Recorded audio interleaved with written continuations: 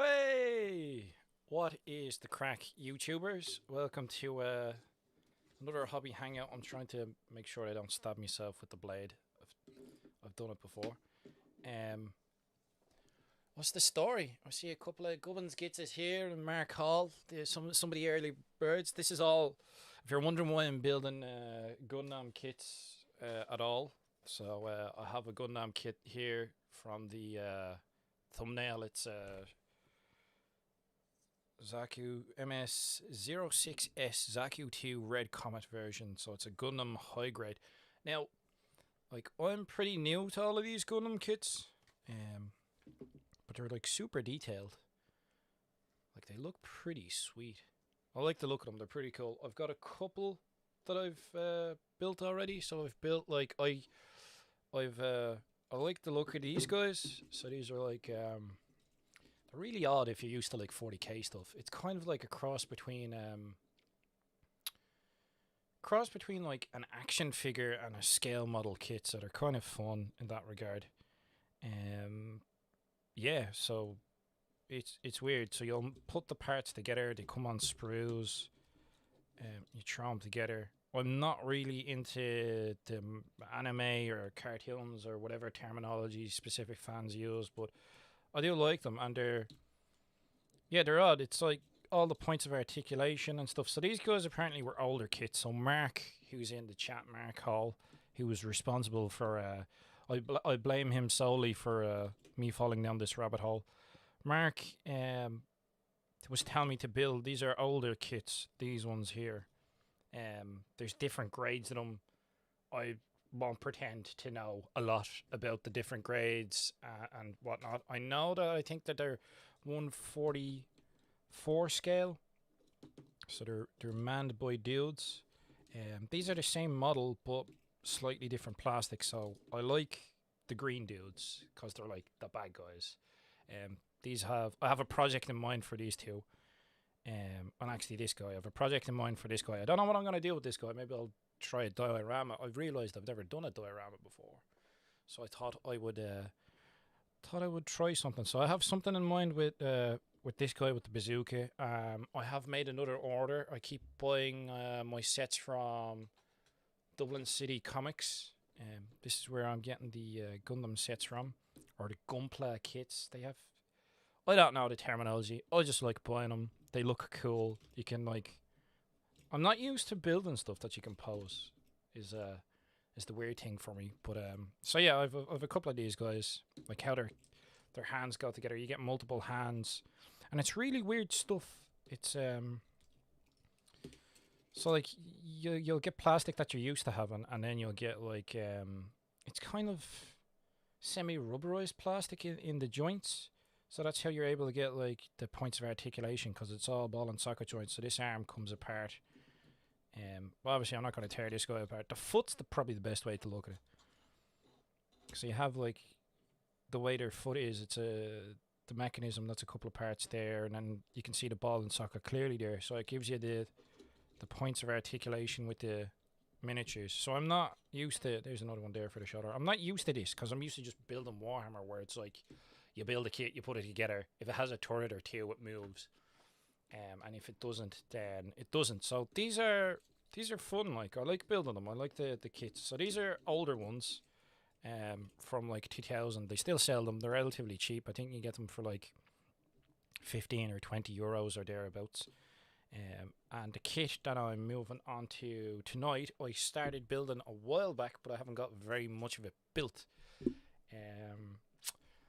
It's gonna be this guy. So I've started on the torso, but even this kit is totally different. It's got like so many more points of articulation, and it's got like nozzles and backpacks and pipes, and you know what I mean. So that's what I have lined up tonight. Whether I actually get some of it built or not, I don't know. I'm quite happy to chat away. My apologies for being late. Normally I start these at around 9 o'clock, but I realised we had a household catastrophe that I didn't realise until just before 9 o'clock.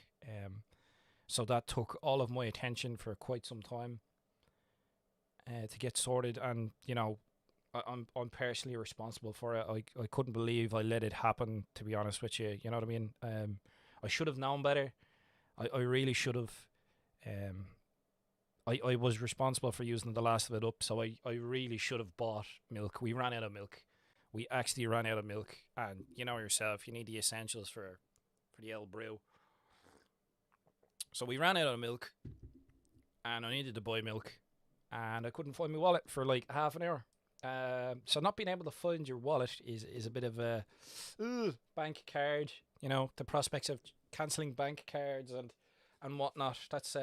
So that's what I've been dealing with beforehand. I couldn't find my wallet. We had no milk. I couldn't make tea. Um, and then by the time I found my wallet, thankfully, the shop that our closest shop was then closed, so I had to drive even further. So if you're wondering why I'm late, that's why. We ran out of tea, ran out of milk. I was so irresponsible. You know, I've nobody to blame but myself, sadly. So there we go. I'm gonna be mucking around with this guy tonight.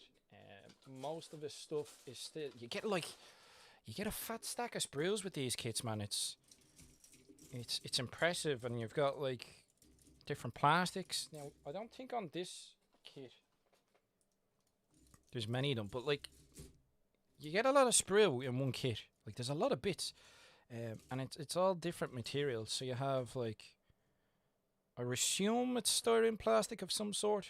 I don't know. I haven't tried using styrene glue, but it must be styrene plastic. So this kit's from 2015, according to the sprues, and they have different terminology. So they don't call like a snippers. They call them nippers, and they don't call sprues. They call them runners, I think. So it's interesting in that regard. But you've got like loads of bits and pieces. You'll get different colors, so it's all pre-colored.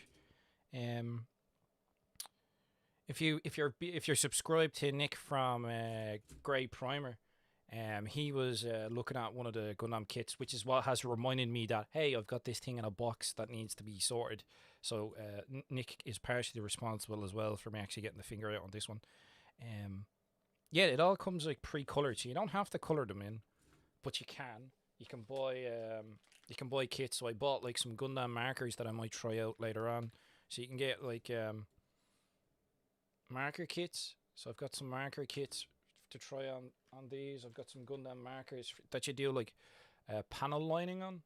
So I'll experiment. You get a lot of spare hands. I'll do some experimenting with the hands. And yeah, I know you don't need glue for them. I'm aware that it's all sort of push fit. You don't need glue for them. These are all push fit kits, but I would like to use glue on some of them because, especially these older guys, if you look here along the shin, you can see the joins, the connections. So I'd like to glue that and blend it together a bit, do a little bit of work. A lot of these connections here, file them down, glue it together, and I should be able to. I've like got some Tamiya cement. I should be able to use some Tamiya cement. I don't know if you can see with the glare, but there's a connection there on his calf. You can definitely see the shin one. Yeah, you see the connection. That's just only because these are older kits. Like the newer ones, like this is a much newer kit, and you can see that it's shin armor. The connections are on the side where it connects together, which is proper handy. But I do actually have a couple more kits. I think I ordered like 3 or 4 more kits. A couple of the normal Gundam dudes. I don't know what they're called. I'm sure Mark can inform us all of what the bog standard good guys are called. But you know me, if you were watching like the Lego build along, you know, I'm not really into the good guys. It's not, you know, I'm on Team Die Rebel Scum. So yeah, these are the bad guys, but they look way cooler in my eyes, the Zaku's. So that's what I'm going to be mucking around on. What are you guys going to be messing around with? There's a couple projects I want to get the ball rolling on.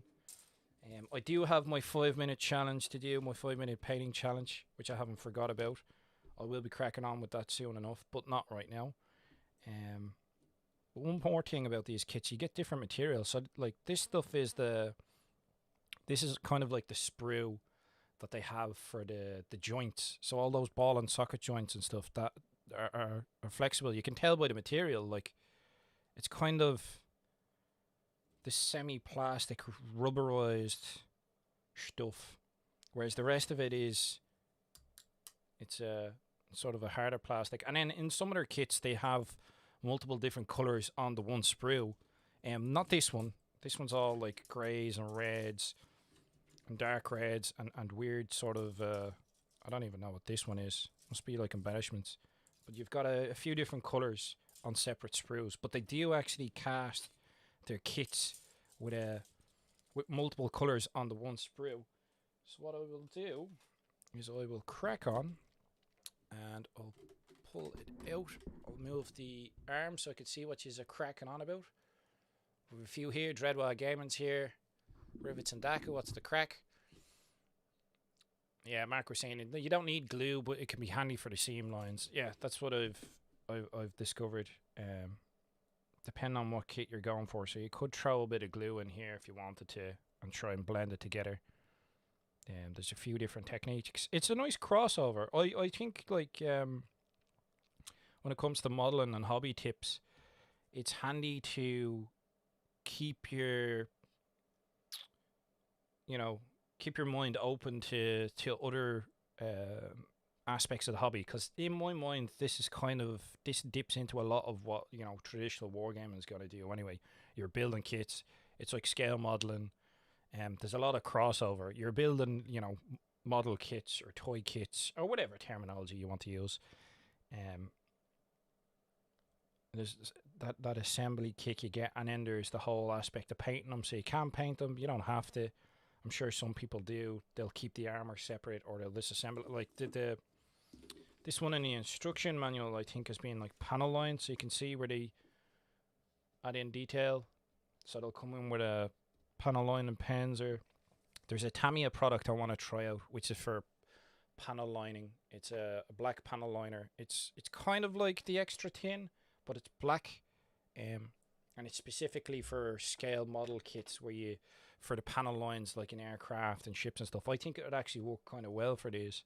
I haven't seen them being used. They have like flight stands and stuff that you can buy, but I don't know. Right, so now I need to figure out what I was at. HG's Able is nice, and your darn Toot and Xeon did nothing wrong. Oh, alright.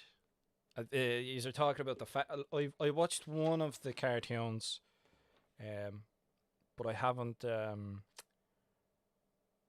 invested myself a lot into it. Right, so the last stage I was at, the instructions are pretty good actually, as you can tell. It'll just tell you like the sprue. So we've got like B2, part 7, part 8. That slots together, that slots in there. So that was the backpack. So I got as far as here. So I'm not too far into the assembly. Literally the body is the first part you build, and that's what I've got built. So then the next part I need to build is the head. So I'm going to crack on with the head. So yeah, that's what I'm going to crack on with, folks. If you are building Gundam kits, feel free to share any tips or hints for folk around here. Most of the subscribers are probably 40k orc subscribers.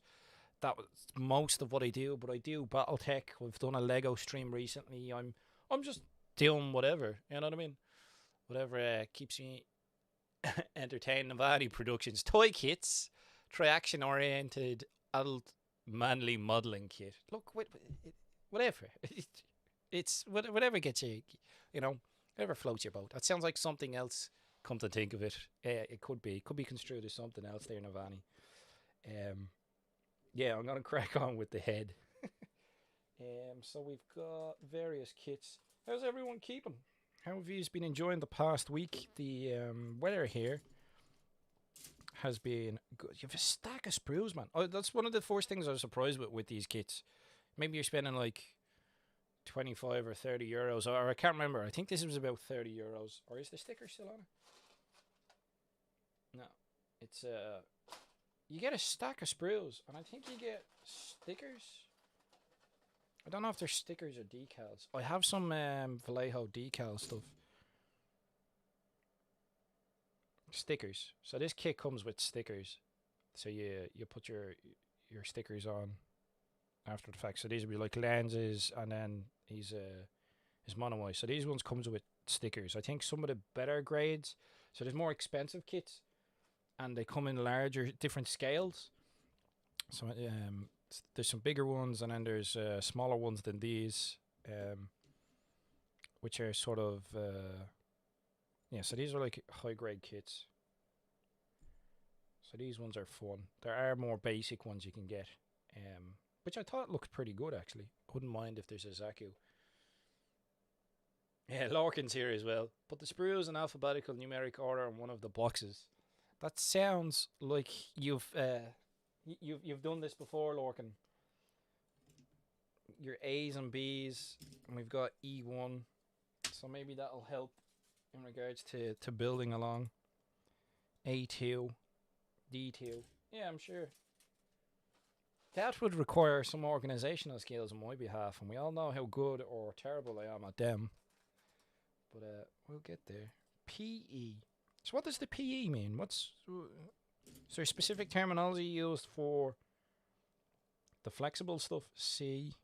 So we've C sprues, A sprues, D2 sprues, E sprues, A1. Alright, so we've got A1. So that's the armor. That's what we'll need for his helmet. So you get multiple heads. So I know this one that the fin goes on the front is supposed to be a commander. But I don't, yeah. Maybe this is a sprue that's used for the Zaku, and then they've just cast it in red for this one. This is kind of like a special character, I take. I mean, I could be wrong, but from what I understand, Char is like this red Zaku is supposed to be unique. So he'd be like the Gazgul or something of these specific dudes. Normally they're in green. So I think he'll need a commander's fin. Yeah, so it's telling us to cut out this one because the ones with the little fin on the top, these dudes, are commanders. So we're going to need one off of C and B1. So we'll take these off here. Oh, PC is polycap, you're saying. They're a soft plastic used for joints and connectors. Yeah, it's really odd stuff. If you're not used to mucking around with it. The polycap sprue is it's a bit of a weird one, alright. The first time I came across it, I was like, is it supposed to be like this? But it makes sense. It means that the connection will actually hold itself together. I have ordered a different set of snips. I've made another order with Dublin City Comics. They had, I don't know if they still have, but they were having a sale. So I've bought a couple more Gundam kits, and there's a Tamiya hobby set you can get, which has like snips. It's kind of like a portable hobby kit. I like the look of it, and I wanted to try it out. So I've purchased one of them. So when that gets processed and the order is shipped out for me, I'll get to try that out and see if there's any major difference between ye olde GW snips and Tamiya ones. Like some of the snips, like I delved into it a little bit, and I had a look at what at the rabbit hole that is the Gundam kits, and they take their snips like super seriously. They don't like, see the way you have like these bits here. So I've snipped off, but they don't like. I think a lot of them don't actually correct me if I'm wrong, but they don't actually paint them, so they don't want to see. See when you cut the plastic, it sort of changes color due to the stress from when you're snipping it.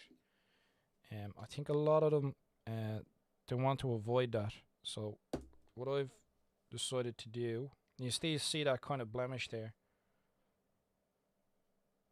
with the blade, but what I plan to do is I'll go back and I'll kind of tidy up those marks so it's not too bad and prominent. But what I tend to do is I'll snip and leave a bit for the knife to cut and get a cleaner cut. I mean, if I had like a super sharp blade, that would help. but leave a sort of cleaner cut, because I know that the snips I have aren't that great.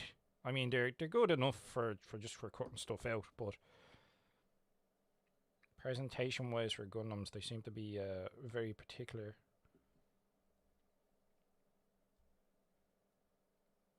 About snipping them off and then the stress marks on them.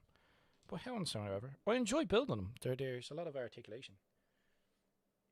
The red comedy is very impressive. Are you quoting cartoons that I haven't watched? Is that what's happening here? Navani is asking about PE, physical education. Char's Zaku does go 3 times faster than the ordinary Zaku, and it's red. Yeah, red ones go faster. That's, you know what I mean? That is blatantly obvious. Rivets and Dak is saying PE, polyethylene.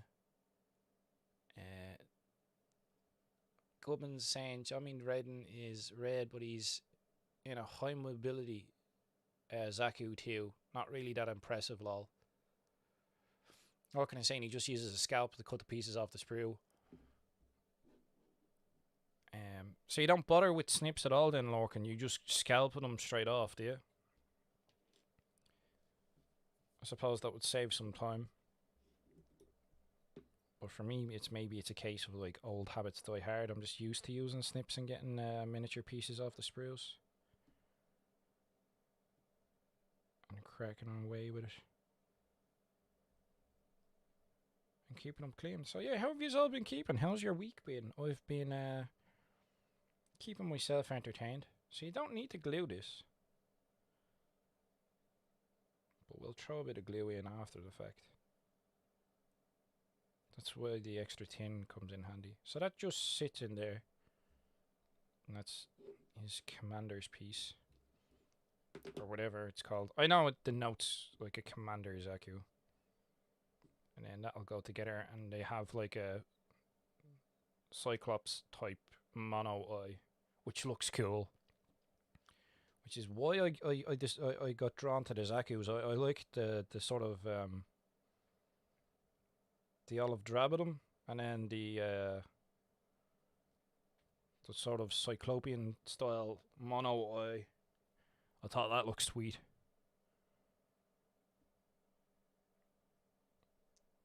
I thought it was pretty interesting looking. And I think I have a moth that has come in and encountered my light, my LED light.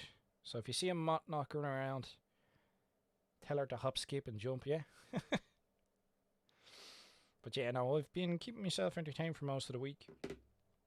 Talking to folks about the prospects of playing Battletech. Getting a Battletech campaign going.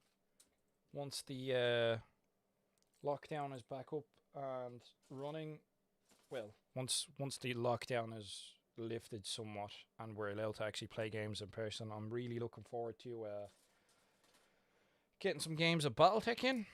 I'm sure Lorcan and Mark would be more than happy to play games against me as well.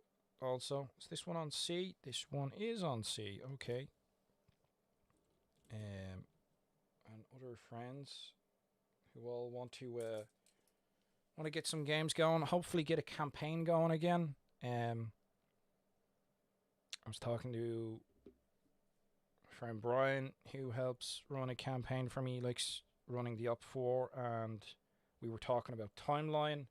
So if you don't play Battletech, there's various timelines that you can play in, and I think we're going to play near the end of the third Succession War, but pre-4th. So it's I think the thinking on it is that a lot of the new miniatures that have come out for the clan invasion. So I'd like to play some more Succession War stuff and progress from there up into the clan invasion. So I've run a mercenary unit through the time period. I mean, like, if it survives, which is a question in and of itself, to be honest with you.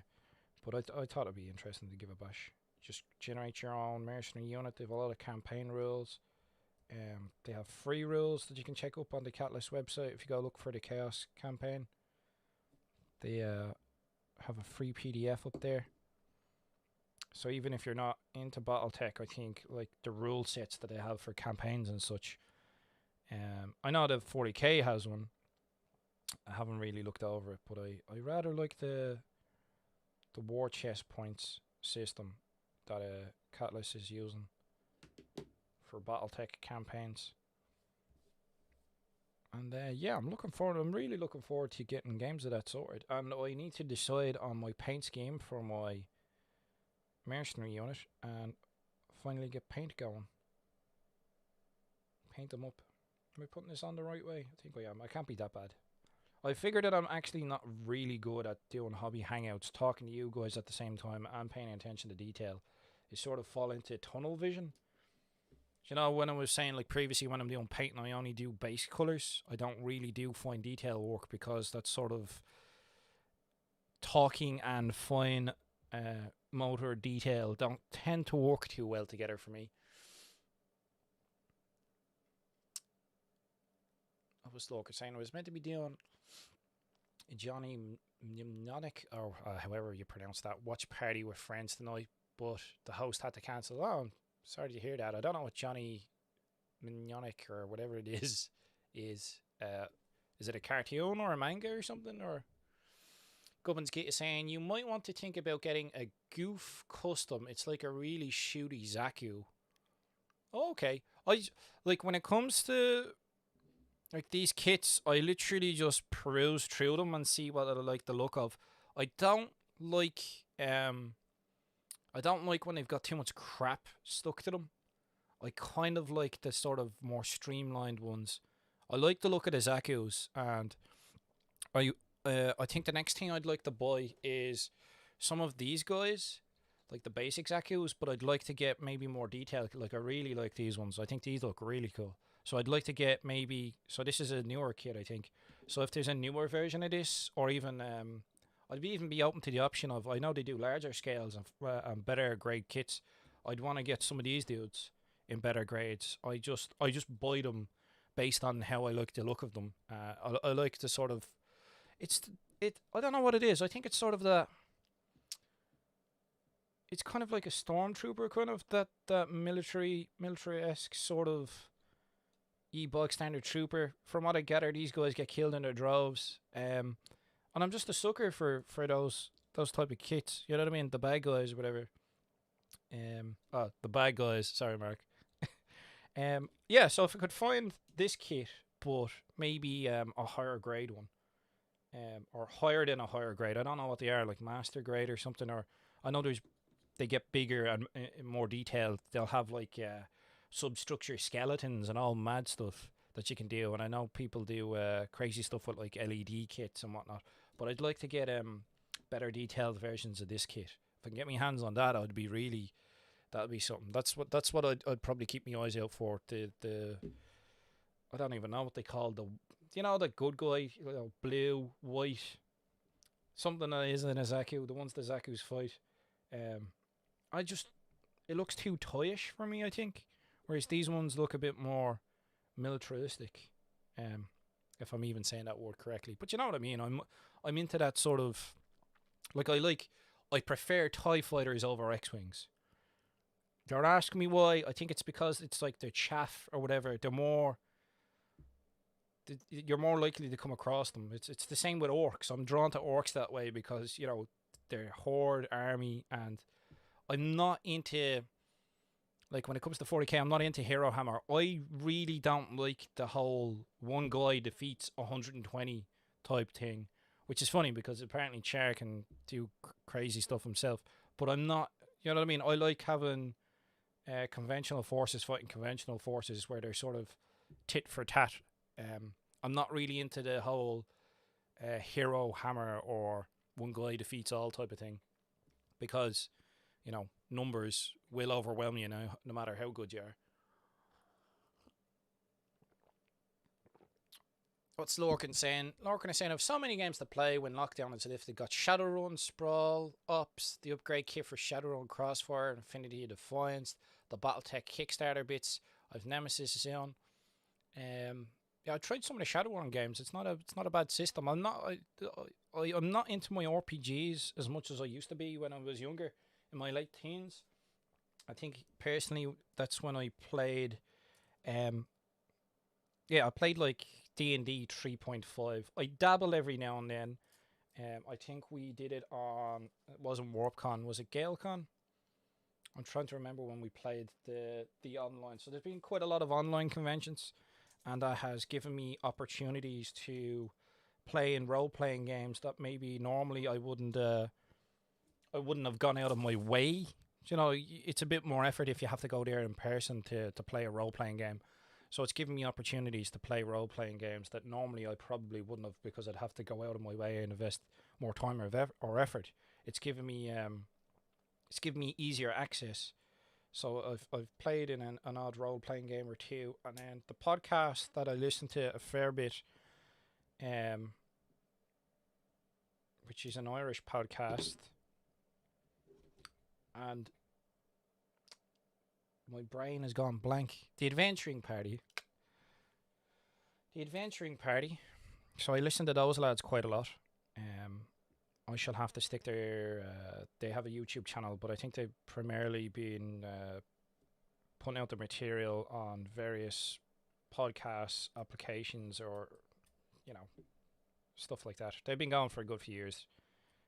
I know a couple of the guys through the years that have been on it, and they talk a lot about RPGs, and so it's interesting from that aspect for me. It's like I dabbled with I played 3.5 D&D 3.5 for about 2.5 years in one campaign, but I've dabbled with various role-playing games through the years, maybe a session here or there, but I liked Shadowrun. Shadowrun was fun. It is good crack. Riverton Daka, could you show some Battletech minis too, please, for comparison? You want to see the Battletech minis are like super small. These are the guys out of the Game of Armored Combat box set. So that's what these dudes are out of. So this is a Locust, the light mech, and this is Thunderbolt, which is a heavy mech. I think this is a 65 tonner. I could be wrong on the weight, but yeah, these are like different again to Warhammer. You buy these guys, these plastic ones. Now they're going to be doing multi-part plastic kits for Battletech, but you buy these guys, and this is how they come out of the box. Like, they're assembled. It's, when you buy a Battletech box, like if you buy the Game of Armored Combat, you can literally crack it open in the store and start playing straight away. Like, straight away, you can start playing. Just pick your mechs and get cracking. They give you everything you need, the dice. They give you the little maps to play on. So yeah, I need to sort out my mercenary units color scheme finally and paint up more of these, because I have quite a lot on the way. I have a fair few here, but there's more coming. Lorcan is saying Goof Custom is also one of the best fights in all of Gundam. I'm trying to get my hands on the original series. I want to watch some of the original series stuff, the old school stuff. Mark is saying the Goof is indeed a solid shooting investment. That's one of the most pointless outcomes of an epic fight. Oh, you're talking about that. No spoilers. No, I'm now like 30 years or more late to the franchise, but no spoilers. Lorcan is saying, I'm also saying that you shouldn't hold off on doing a campaign, and I'm not saying that there's definitely going to be a source book of interest out soon, but I'm also not saying that there won't be. Oh, okay. I get you, bud. Don't worry. Wink, wink, nudge, nudge. I get you. I'll keep my eyes peeled. Alright, so this piece actually needs to go further down here. And then this mouthpiece is going to hold it in. By the looks of it. Yeah, happy, great information. I managed to find the front plate off of this Muggins here. This went missing on me, and I found it today because it holds in these pipes in the front, and they're sort of somewhat a little bit flexible. It has a tendency to want to pop out, so I managed to find the front plate off of that one. Hey, that'll always be good fun. Look, I'm saying Johnny M is a movie from the 90s based on William Gibson's short story. Keanu Reeves doing Cyberpunk before the Matrix is a glorious mess. Oh, alright. There are at least 3 or 4 Grunt Zaku's using the same core kit as Shara's one there. 2 green Zakatu, the black one for Cilius Squadron. Lorcan is saying, a Sprawl Ops is a worker placement and you push your luck board game. Crossfire is a co-op deck builder. Ah, right, because I remember doing an order with Firestorm Games when I was ordering a few Battletech bits.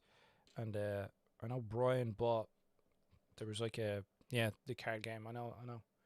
Same, set in the same universe as the RPG was standalone. Jerry saying, smash the like button, folks. Cheers, Dread. Hope you're keeping well, dude. Hope we're all enjoying things. Life is going well for everyone, obviously, all things considered. In the current situation we're in. I have a random orc shoulder pad here. I'm getting too easily distracted now. Right, I need part B1. I need the head. So the mono eye will sit in between the helmet. And as I thought, I probably won't get much progress done on this, but I'll just chat away. I tend to get a bit chatty. I have no issues with that. I'm in no hurry to get this kit finished. I'm just sort of enjoying it. You know what I mean? I found when I was doing the Lego TIE Fighter pilot sort of helmet bust, the helmet kit, that I was starting to miss some steps because I was trying to talk at the same time. So it's a bit more involved than just base coding. I don't even know what spray I'm looking for here. Than just base code B1. Then if I'm just base coating a miniature, it's not too bad. I can just sort of, you know what I mean, put in the block colors. There's B1. It's the same one as like his knee pads and his feet. Even the feet in this kit are different to the older kits I've built. Like there's a point of articulation. There's a break in the foot. Whereas the older Zaku's that I've built so far, they don't. They're just sort of one solid piece. So that's cool. That means like if you're trying to do a running pose or something like that, that you can actually put them onto the lift up the heel a bit more and have them running on the ball. Is it the ball of your foot? Just put on your toes. I think that's the ball of your foot. So that'll be cool when I get to do that. Lorcan is saying the 3 movies that adapt the Gundam TV show are often up for free on the Gundam official YouTube channel. Didn't know that. Well, I'll have to check that out after the fact. I've watched what is it, Unicorn? The one on Netflix? Whatever series that is. I was like, it's alright. I think I was talking to Mark during the week. I had a brief conversation with him. And yeah, he was saying a few things to me about it. You know, how it would mean a bit more to see some of the older suits in that lore fighting and getting destroyed. Whereas a noob like me was just like, okay, bad guys getting smashed. Fair enough. Tends to happen.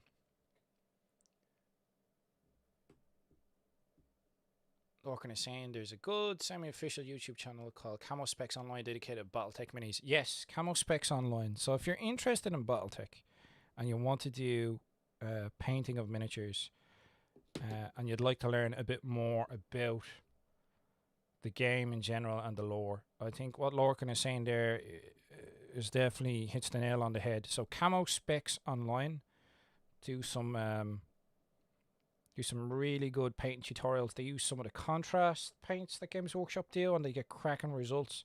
I think in part, the contrast paint is a really good product for painting Battletech miniatures because just the nature of them. It's a smaller scale. So like these robots are supposed to be or mechs. You don't call them robots. You'll get, you know, some people will get very offended if you say that. These guys are supposed to be about 4 stories tall or taller in and around, you know, depending on the individual mech. They're not like massive. They're, you know, they're big enough. So the amount of detail on them, on the scale that they're in, it really goes well with contrast paint because it's all going to sit into all of those armor panels and cracks and whatever else. So they've done some really good stuff with contrast paints. Some guys do some really cool smoke, like chart effects on the missile launchers. They'll do dueling on the cockpit.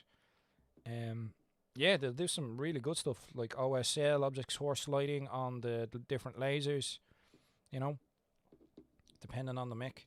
So contrast paint actually goes really well with them. I'm sure there's various other methods, but they do a fair bit. Rivers is saying he prefers the BattleTech minis to Gundam.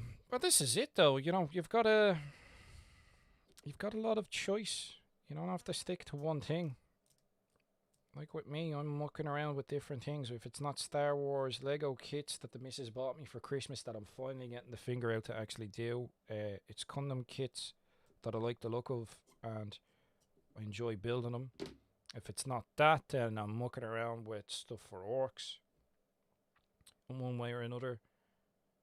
If it's, I still have a little bit of work to do on that WA banner knob that I haven't finished off. I want to tidy up the top of them, stick the scope back on, and I want to have like a pulley system anchored into a shoulder pad. So I'll do like a pulley wheel. So I'll put like a wheel here. I'll anchor maybe like a bit of thread or something. There's a trick that scale modelers use where they get like sewing thread, but you run a lighter along it to remove any of the frayed material. You just run a lighter along it really quickly, and it gets rid of those loose bits, and it helps it look like a rope instead. It'll make it look more in scale, so it can have kind of a rope. I'll anchor it to a shoulder pad, run it through a pulley, and then I'll make it look. I've pre-drilled a little bit the grot's hand. I'm gonna make it look like the grot is helping him keep the shooter pulled up, help bearing some of the weight. I think it'll look a bit cool. And then I'll stick a scope on the top, and then I want to stick some bullet casings coming out of the ejection port here, do a little bit more work tidying up the bottom of that. And then I think that's all of the conversion work on him done. I changed the head, so this is the yellow plastic from the Speed Freaks box set. So I changed the grot head. I wasn't happy with the previous head, so I've changed that up a little bit, and then I can crack on with a paint job. I've kind of enjoyed how I've mostly done stippling techniques. I've done a fair bit of rust as well up here. So I'm just experimenting with it and mucking around with it and deciding what way I want to do things. Painting this guy up as a bad moon. Eventually the plan is to do various tribes for the orcs. So do like a bad moon, a banner knob, and a speed freak or whatever. There's no set time in it as of now, but that's the plan with this guy. I'll probably crack on with him next week. And like I said, I've got my 5-minute challenge. I've got my 1500 point army I need to have painted. I've a fair few bits and pieces. So that's the eye, and then you just sort of push it together. If I can get located properly. I've a fair few projects on the long finger. Stay put, ya bastard. I've a fair few projects on the long finger that need to be sorted. While I have the opportunity, I have a bit of time off of work. So yeah, I've just been mostly going out, we're allowed to travel up to 20 kilometers now, so I've been going on walks to the beach or the forest or to parks. I've been actually getting out and about. I've been readjusting my body clock 2 days because I used to work night shifts, so I never really used to get out much. And I've been busy getting my head. I don't know if you can see from here, but it's a little bit red on top. I managed to get myself sunburned like a pillock. Not too badly though, but just a little. So yeah, I've been getting, that's what I've been doing with me week. I made an order for more Gundam kits because there was a sale going on with Double City Comics. Go check to see if they're still doing their sale. I'm not sure if they are. I don't know if Mark or Lorcan would be able to confirm it if they're still doing their sale. They were doing 24% off, so I bought a couple more kits. This is where I get my Gundam kits. It's from Dublin City Comics. I haven't dealt with them many times, but any time I have done orders with them, they've dispatched them and sent them, and I've had no problems. So if you're in Dublin, give them a bash. Look, and I'm saying Unicorn is good, but it's a sequel to a lot of the older shows, and you're going to miss out on a lot of the detail. Like Rita's true identity is a big revelation if you're only ever seen Double Zeta. Oh, I think that's what Mark was saying. It's like a lot of stuff makes more sense if you've seen a lot of the shows. What can I say about Max? You're meant to be 7 to 12 meters tall. Scale is roughly 1 and 285th. No human size minis then. You can get infantry, but I think they're like 6 mil. They're only little dudes. You can get them, but they take up. You don't deploy them as individuals. You deploy them as squads or platoons. I forget, but it's like a base. You'll have a hex base.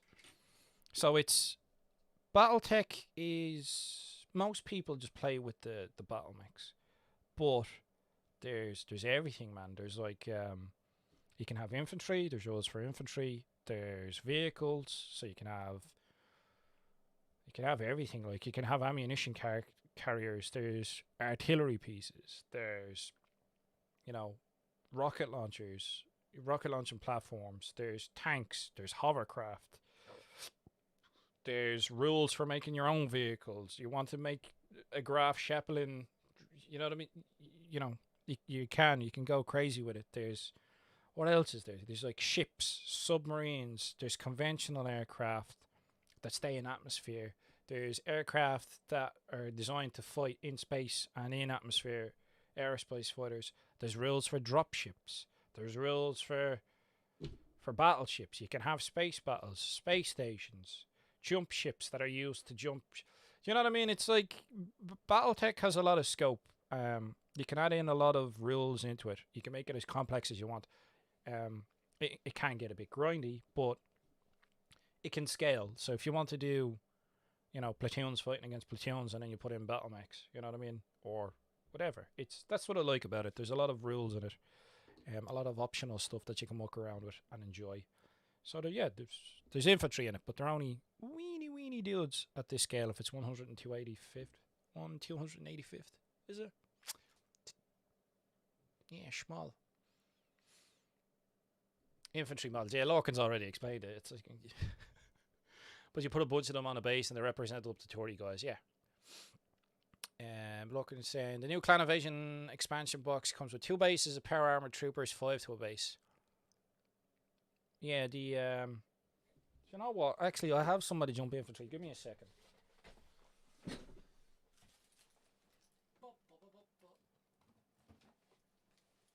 So there's different boxes, and this is the Clan Invasion box. I know it's mirrored image. I think, Muggins here took the jump infantry out and put them in a case. So instead of trying to dig up the case, I'll open the other box that I have.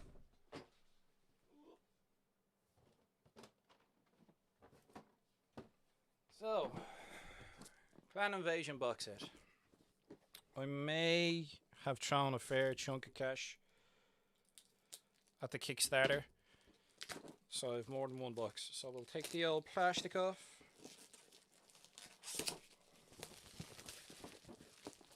I wasn't planning on doing this, but I don't know where the case is with the elementals, as they're called. Think of them like Terminators with jump packs. When you open your box, you got your clamshell pack with your miniatures. You get a little bit of fluff, and you get like some maps and stuff like that. This the Clan Invasion box would be a box that you'd buy after you've already bought. Like the Game of Armored Combat has the core rules in it, and this has some advanced rules added in on top. But these are the little elemental dudes. And these are just some of the newer mechs. So that one is Mad Cat or a Timberwolf. I think that's like an Executioner or something like that. Nova Cat, Adder, and a Grendel. I love this mech. If it's the Grendel, I think this is Is it the Grendel that I love? I think it's the Grendel. I think if this guy's got jump jets, I absolutely. If this has got like 711 movement, I think it's the Grendel. I love this mech. This is my favorite clan mech so far. So you've got different ones. You've got some of your bigger mechs, and literally I've just unboxed this, so you're looking at the new Clan Invasion era stuff, and they're like this straight out of the box, as I've seen. You've got your various mechs. They're all pre-glued together, pre-assembled. I think I've only had one issue with one mech so far in a Lance pack that was missing an arm. But apart from that, I've not had many problems, and they're all, it's plastic. It's not like the traditional plastic that we're used to with our Games Workshop style miniatures, but it's got a bit of flex in it, but not a lot. And then these are the elementals. So, in reference, these are guys who are in sort of a powered armor suit with jump packs and missile launchers on their backs. So these are a little bit bigger than standard dudes because they're not much, but a little bit bigger. And you get 2 of these stands, which are clan invasion box sets. So you have 2 on the back that are jumping up. I suppose you could chop and change some of them. So if you wanted to take these off and put them onto the base and have a base of them jump in and a base of them that aren't. But you don't need to worry about it with the standard rules for BattleTech. It's not using like literal line of sight. Like this unit will be counted as a certain level high. So like mechs will be 2. So it's abstracted like that. So we'll get into videos. I will be doing BattleTech videos. You are more likely to get BattleTech battle reports out of me than you are 40k battle reports. I'm not a massive fan of 9th edition, of the current edition of 40k, and that's fine. You know what I mean? There's some editions I like more than others, but I really enjoy BattleTech. And what has got me into it is the new miniatures, which I really like. They're nice, and I just need to get the finger out and actually make videos about stuff. So there you go. These are the elementals, the jump infantry. They look cool. I've yet to paint them. I don't know what clans I'll be painting them up. I've a few. There was a few blind boxes that I got. So there's some of your inner sphere stuff. So that's from the Game of Armored Combat, and that is from your Clan Invasion box set. Your Mad Cat and your Thunderbolt. Raventon Dak has said 9th has pushed you towards Blood Bowl. It's gonna happen sometimes, man. You know what I mean? When they change the editions, you'll like some game mechanics and you won't like others. It's just the name of the game. When you've been in the hobby long enough, as Dim said, follow your bliss and play what you enjoy.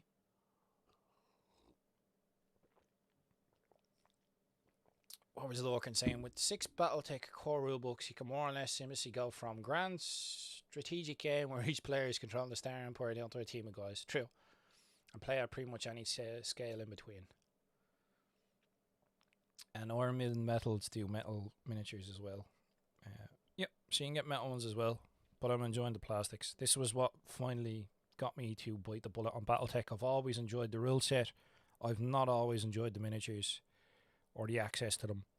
And then we've decent plastics, which is what I was waiting for. So that's what we have. What can I say? BattleTech plays on maps by default instead of a scale terrain, and the model scale is not the same as the map scale. This is true. This is why you get weird sort of scenarios where scale might look different. So like the buildings won't be scaled to the maps directly. It's abstract in that regard. You know what I mean? Once you adjust to it, you're fine. I don't have any of my 3D printed buildings to hand, but that's why I've designed the 3D buildings that I have, is that they're designed for the abstract rules of BattleTech to play in BattleTech as visual references. They're not designed to be scale buildings, detailed as scale buildings. You get me? They're sort of like, ultimately they'd be proxies for terrain, but they're designed around the abstract rules. Risk 2210 is the bomb. I'm like, you just can't see my Risk 2210 over there, can you? BattleTech's core rules have barely changed in nearly 40 years. That is true, Lorcan. That is another good selling point. The core rules have barely changed. When there's an update, it tends to be erratas, FAQ updates that are folded into the rule set. So, like, if somebody comes back to playing BattleTech who hasn't played it in a really long movement on the mon. I'm alright, so you move the mono from underneath, apparently, when you bother to glue it together. We haven't got the mono in, but there's a lever here under his chin, under there, for moving the eye. That's cool. Didn't know that. Nice little bit. Yeah, I like BattleTech. I really enjoy playing it. I have. I can even I remembered what the first mech I ever used was in a sort of they're called grinders. So you just sort of get a mech on. You get a random mech pulled out of a stack of sheets, and you just spawn into an area, and then other people have their mechs, and you just keep fighting and blowing stuff up. And they can go for hours upon hours or days or whatever. And you can just have fun with it. A2, D1, and PC. So A2 I'm going to need. So we're doing the lower sort of section. How many A2 sections do we need? I'm going to need all of these, I think. The first mech I ever actually used was the Trebuchet. And I can remember it was the old metal miniature that has the sort of Darth Vader-esque head on it. I've always liked it. Yeah, I've a soft spot for the Trebuchet. I mean, it was great fun. It's the first mech I ever used, and it died spectacularly. I think it has like LRM ammo in its chest. The variant I used, I can't remember off the top of my head, but it's sort of a support mech with long-range rockets of the and it died. So it died to an ammo explosion. But I thought it was fun. I thought it was great crack. I enjoyed myself. What's not to love? We all love a good ammo explosion in Battletech. This one. I'm gonna need these as well. 21, 22, is it? Yeah, 21. So it's sort of like the armored skirt, quite literally. For the Zaku kit. Just cutting the parts off here. I was telling Dwayne during the week that I got the June board game and he's thirsty to play. Yeah, man. Like I literally have Risk 2210 is within arm's reach over there. I love Risk. It's funny you say that. My sister was wanting to play a board game, and I'm like, you know, we could play Risk. I used to get my siblings to play Risk as a kid. Hey, and they used to play, like, fair play to them.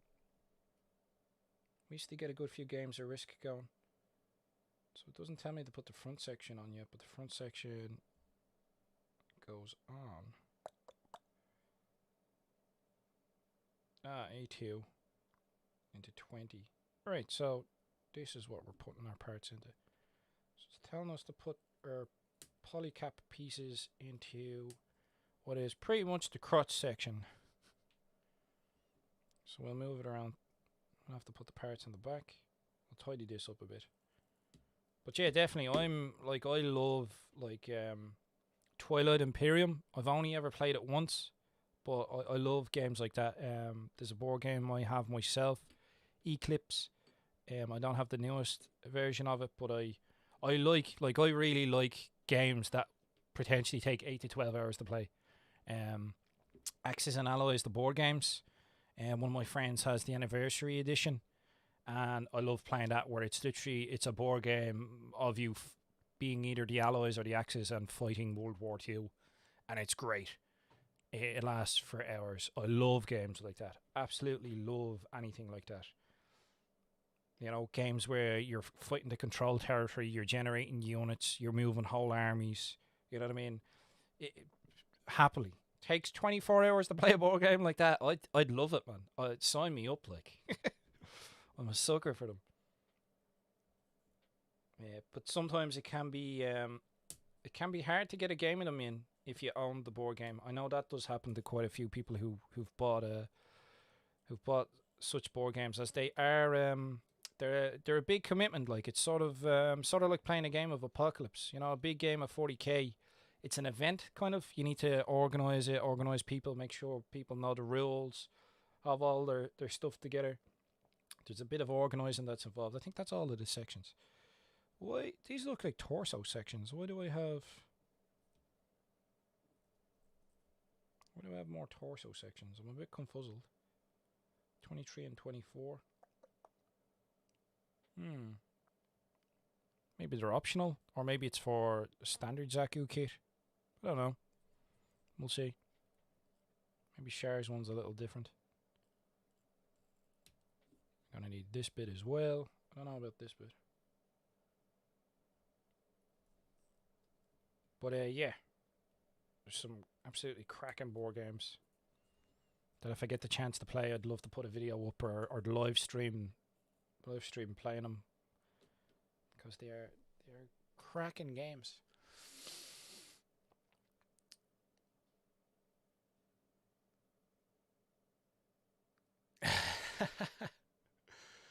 Yeah, so Risk 2210's the bond. Must look that up, Lorcan. You're saying Risk 2210, where the moon is the new Australia. Yeah, so you can fly over the moon, and you can populate it. I've won a game by doing that, and then sort of buying all the nuclear strike cards, so people couldn't make nuclear strikes on the moon, and then just throwing nukes down onto the planet and doing attacks. It's good fun. Risk 2210. Apparently, there's a Mars expansion for it, but I've never played it. So you can where Mars is in it as well. I'd love to get my hands on it. But I've never even played with the Mars expansion or add-on. But I do love Risk 2210. It's a nice tidy version of Risk. If you've ever played Risk the board game, and you really don't like there's a lot of bits added into it. There's like commanders, there's cards that are added in, so like diplomacy cards and strategy cards and nuclear cards, and there's currency added in that's used for turn initiative and stuff like that. And the game only lasts, I think, like 5 turns. Is it? I think it doesn't last forever. It doesn't fall into the pit trap that Risk sometimes falls into, where it's a case of the game could go on for days and days and days until somebody does something. There are a finite number of turns. I haven't tried Risk or Legacy. I'd like to give that a bash. Apparently that's supposed to be somewhat decent. But I don't know. I think there was a bit of a fad for Legacy games for a while there. But I'd like to try Risk Legacy. Where it's a board game where as you play different games, you'll change you'll change some of the factions over the game. So I think it's a board game where you'll have to play, you'll want to get a group of people together and be like, if you got a group of people together who like playing Risk, I think you'd get a Risk Legacy going, where the repercussions of earlier games will have knock-on effects.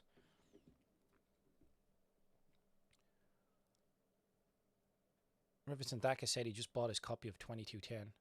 Oh, it's a good game, man. It's good. It's a cracking game. I love it.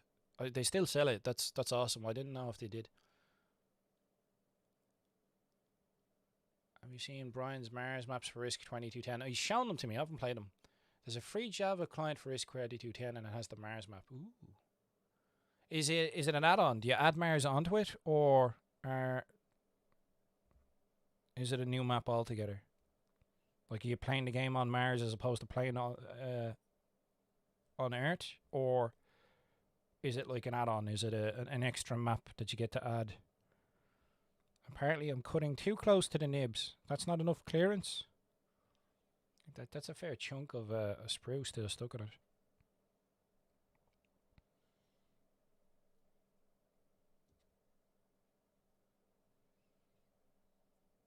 I mean, I do have like some Tamiya files I probably should be using instead of the knife. But then I don't want to be leaving giant scuff marks on them either. I'll come in and tidy up after the fact and come in with a Tamiya extra tin, because you'll end up discoloring the plastic like so.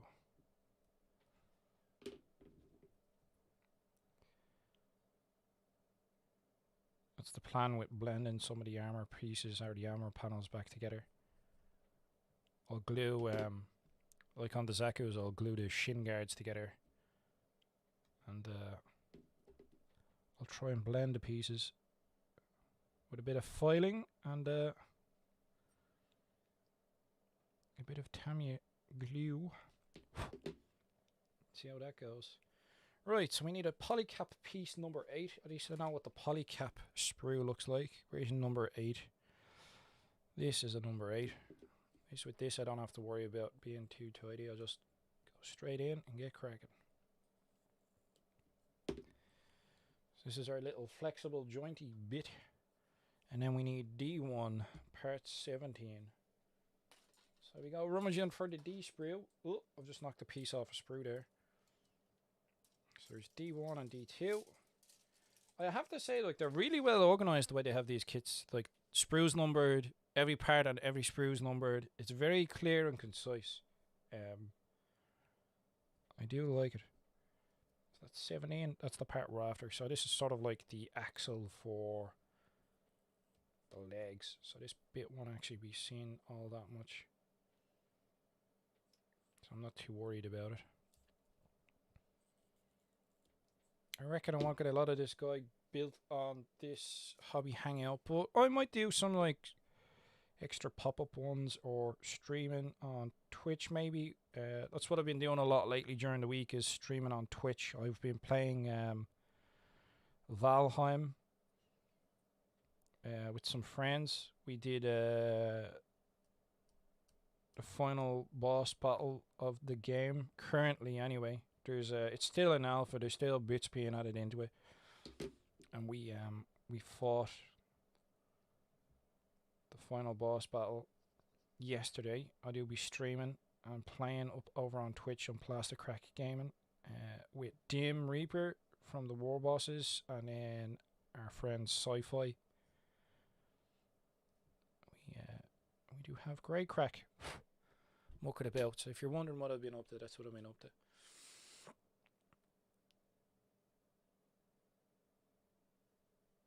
Oh, it's Lorcan saying Gundam interesting. Ah, is it a Kaiser we have or Johnny B in the house? What's the crack, lads? We have some Gundams.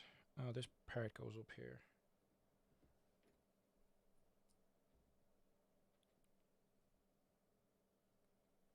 Definitely. Ooh. Let's try not make a mess of it. Yeah, I was only watching the outtake that just put up really quickly when Johnny B snapped the Warlord resin ship. I laughed my ass off then as well. I still do now. It's like, oh, they've got a bit of flex on him, mate, and he's just like, He just snapped it clean in two. I was like, that'll do it. That'll break the back of any ship. He's half tempted me. There's quite a few bits and pieces that these guys have done with a lot of the Warlord, the World War II era stuff that I'd be interested in, but it's the usual. It's only you've only got so much time, you know what I mean? Right, so this just okay, I see how this goes. So I'm gonna cut that bit off there. Trim it down a little bit. So this sort of fastens the front skirts on.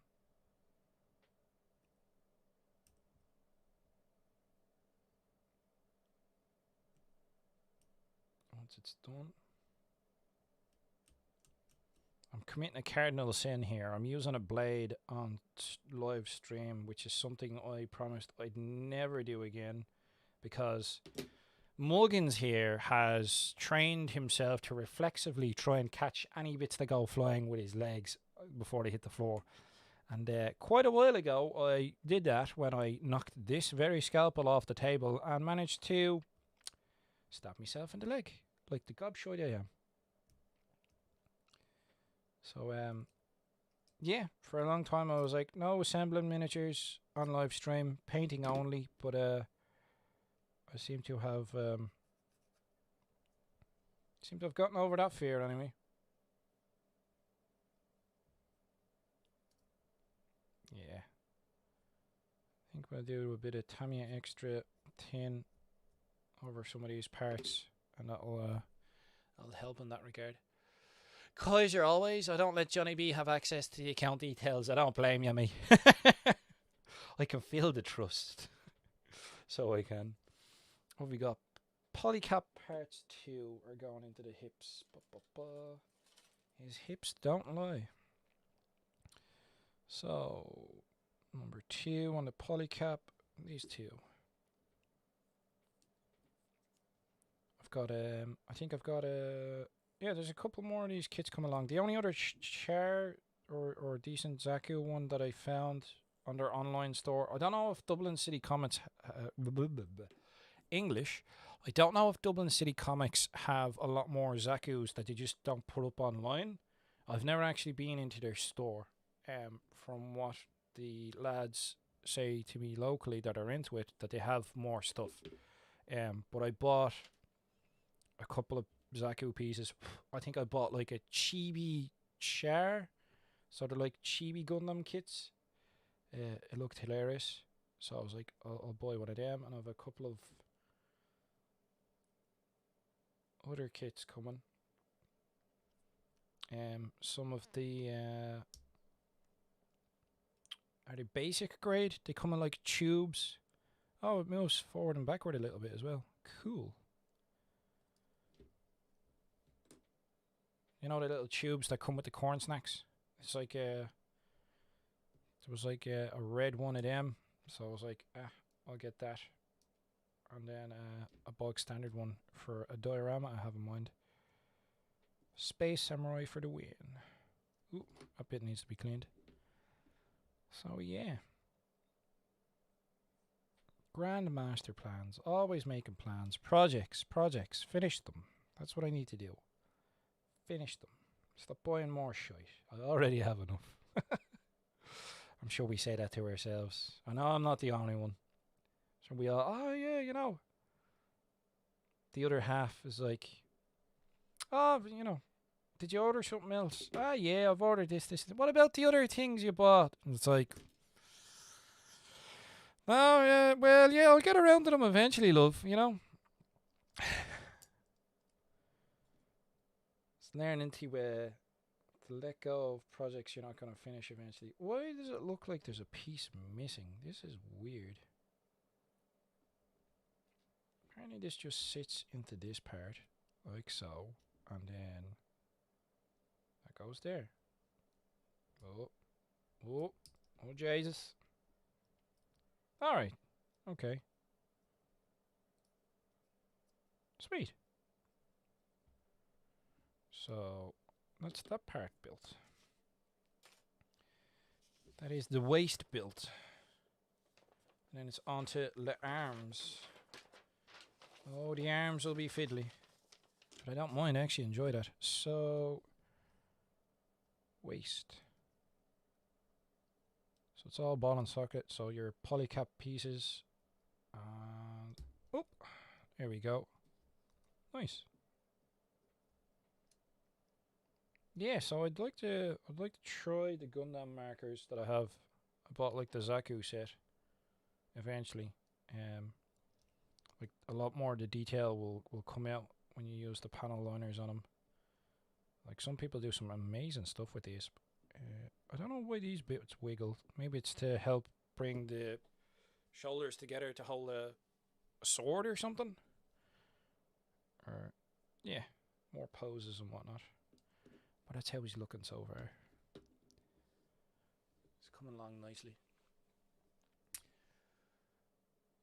Look, and he's saying, who amongst us doesn't have a scar from a modelling mishap? Well, that's the first time. I mean, it's not as bad as Steve-O's one. Poor Steve-O managed to absolutely slice a large section of his hand and do some nerve damage to his finger. It's like, fucking hell. Yeah. Our war wounds. Rivets in that case saying, I'm pretty good at catching stuff with my legs. Lots of practice. Yeah, it's the same thing. Sometimes that habit will come back to bite you. Quite literally. If you're looking for the D sprue, D1, we're looking for 1, 2, 3, and 4. So these must be mostly the arm assemblies. So parts 1 to 4 are yonder. But yeah, I'd be interested to see if there's any really big difference in performance with the Tamiya clippers that are coming in that Tamiya kit that I bought. I've had my eye on it. I did want to buy it from Hobby Mad, but I don't think they had it in stock when I went to order it.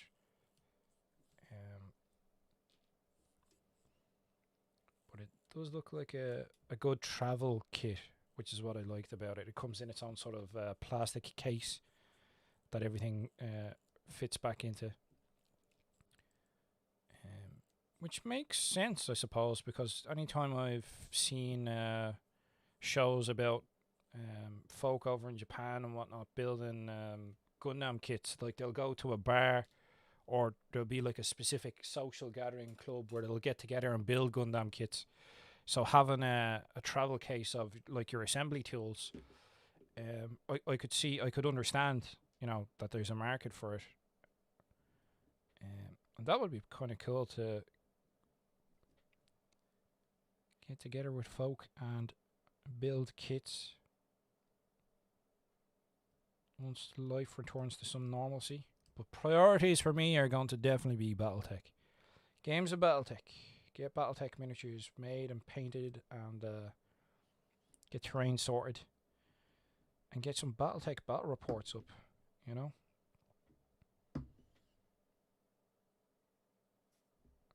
Get some games in. Have a lurf. Get that campaign ball rolling again. And I'm looking forward to GaleCon this year. I do hope we get a GaleCon this year. And get some Battletech organised with the lads.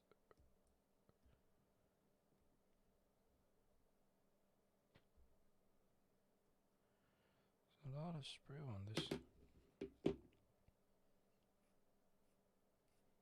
Whether that's a grinder or specific storyline missions or narratives or whatever, or even you know, mini tournament or something. No idea. I'd also like to go down to Limerick. Apparently there's a few lads down in the old Limerick who play Battletech and have events run, so I'd be interested to take a road trip down there eventually and play some games down in Limerick. That would definitely be on the cards as well. Right, so that part's the top part. And then this part goes that way up. So it'll eventually join in like that. But I need to clean this piece first.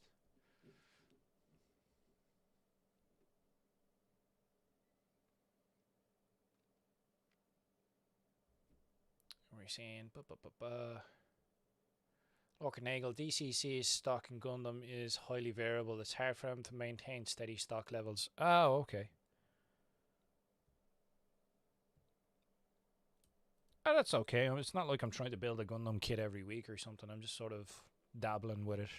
I've sort of, yeah, broadened my horizons a bit.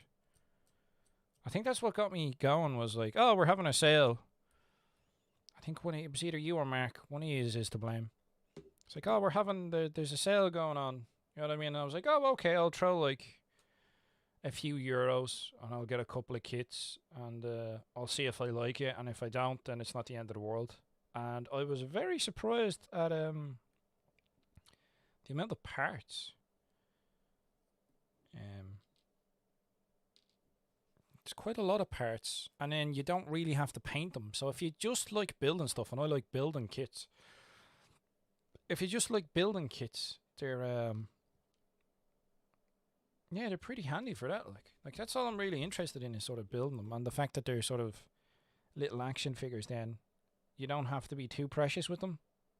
You know what I mean? It'd be different if I was building a scale model tank, and I put it together and I built it. You know, I'd have to be a bit more precious than with the Gundam kits that I have, because there's a bit of giving them because they have flexibility, you know, like the polycap joints and stuff like that, or the fact that they're ball socket, that they can be easy, you know, they don't take up a massive footprint or I can just blue tack them. Like I had some of them blue tack to the monitor and stuff like that. So that'd be easier sorted. That goes there, and then this bit needs to be cleaned. So this is probably the upper arm and the forearm, and then that socket joint is probably the hand or the shoulder. Which way? I'd say that's the shoulder. This is probably the forearm because there's detail. Maybe, we'll see. It might be that way or that way. Jumping to conclusions. Mark is saying the elbow and the arms are a pain. Doc is missing his fingertip. IRC. I have a decent scar on my thumb. These are all the war wounds we're talking about, is it? We had a Gundam Club meetup in the before times. Thank the Dublin City Comic Geek Easy. Prove your Battletech related plans. Definitely. Definitely, man. We have to represent a GaleCon. I want to see some Battletech shenanigans going.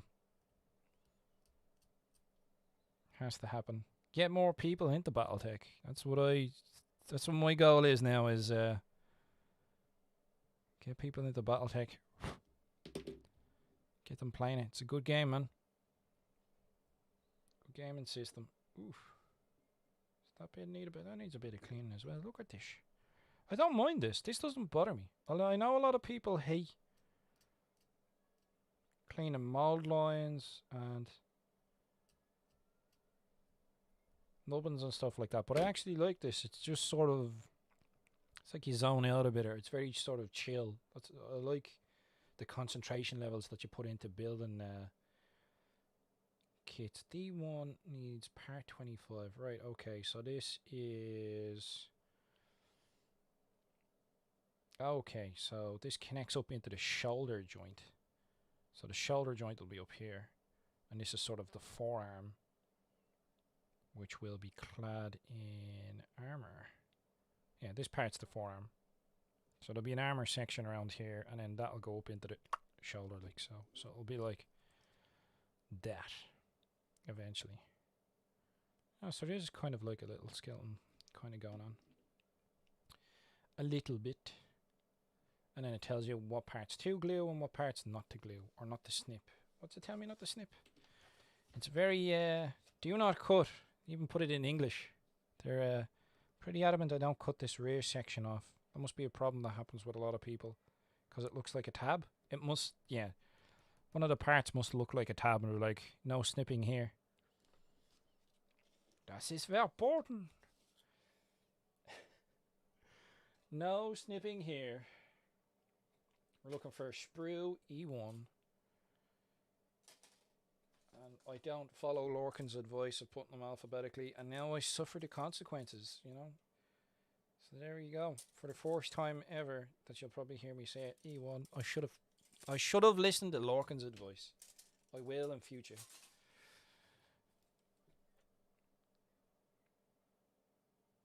E1, 14 and 13 and 15. 14, 14 and 15. Alright, so 13, 14 and 15. This intersection here. Snip them off. And snip a few more bits off. So yeah, my plans are to try and make a little diorama with them. I realized I've never actually made a diorama at all, even with 40k stuff.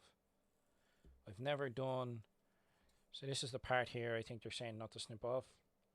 And I can understand why. It does kind of look like a runner into it. I've never done a diorama. I don't know why. It's just one of those things I've never gotten around to. But for some reason, when I saw these guys, I was like, oh yeah. I had an idea straight in mind that I want to try and see if I can get done. And go from there.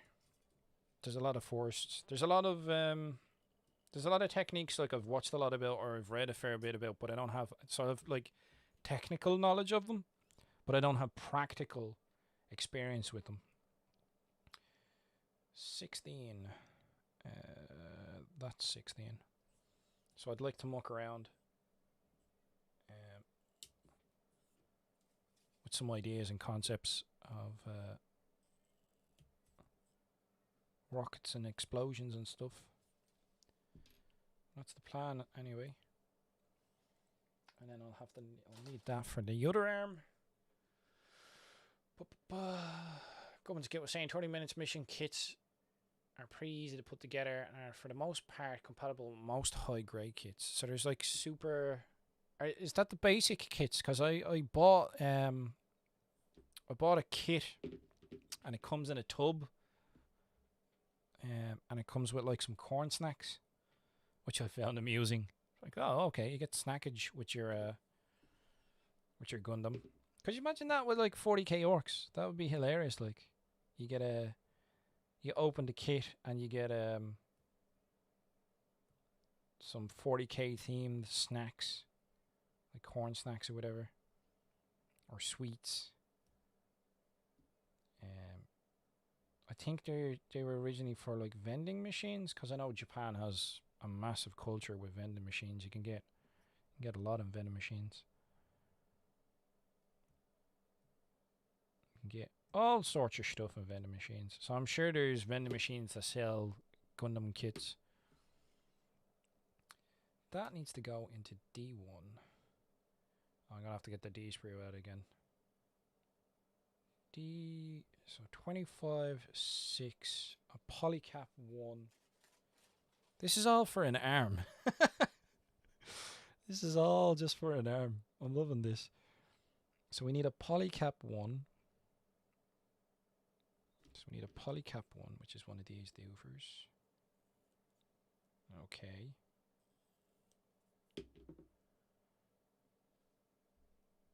So we need to get number 6 off of the D sprue.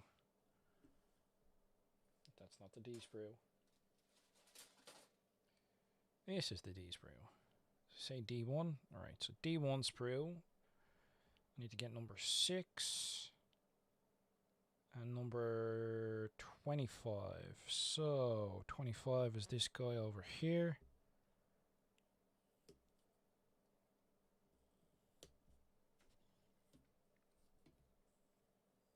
And this is for one arm, so I'll have to do this again afterwards. 2 arms. And number 6, which is this ball joint.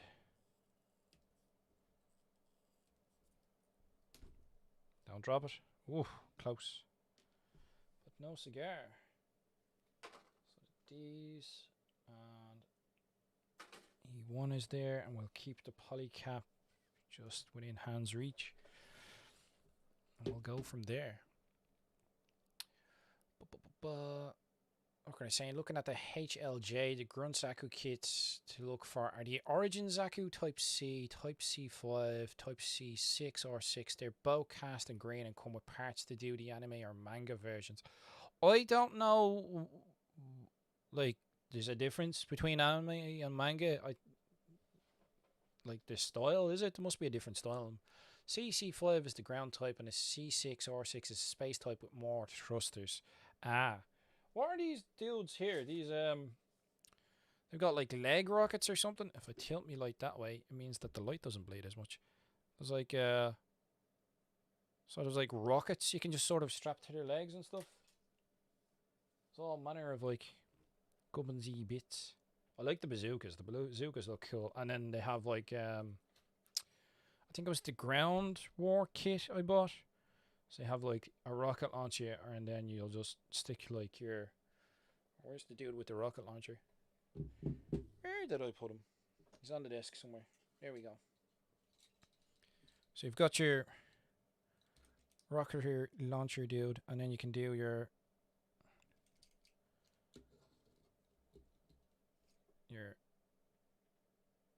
effect, your pew.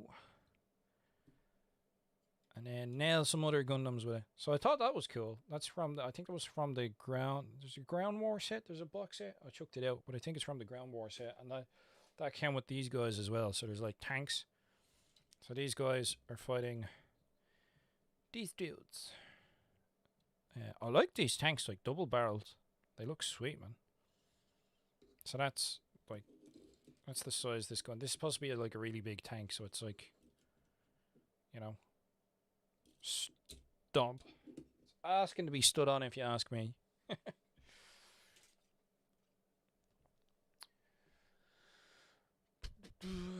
What's nice about this kits? Yeah, they come on both, and the anime type gun too. I kind of prefer the Lewis gun style mags.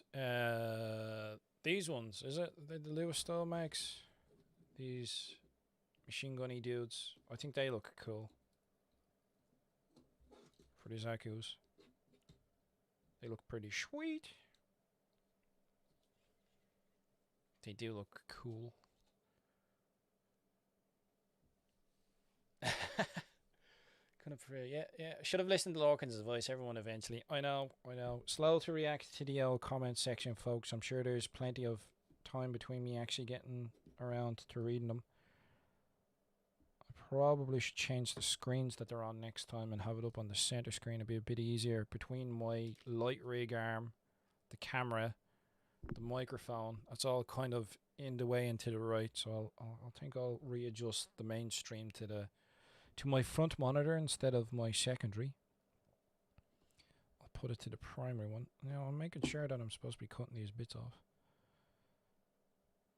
for the arm assembly. So like, how many parts have we got in this arm assembly already? 1, 2, 3, 4, 5, 6, 7, 8, 9, 10, 11 parts in an arm that won't be any bigger than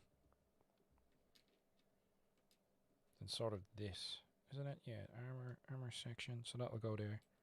So it won't be any bigger than that. You gotta love it, man. You gotta love it. Oh, this is not me complaining. This is me enjoying it. Right, so polycap goes in. So the part I should be cleaning is this part, because the polycap part goes in there. Yeah. And then this part needs to be cleaned, and then piece 25 at that orientation goes in like that, so that needs to be cleaned and then put together that way, and then all snaps together.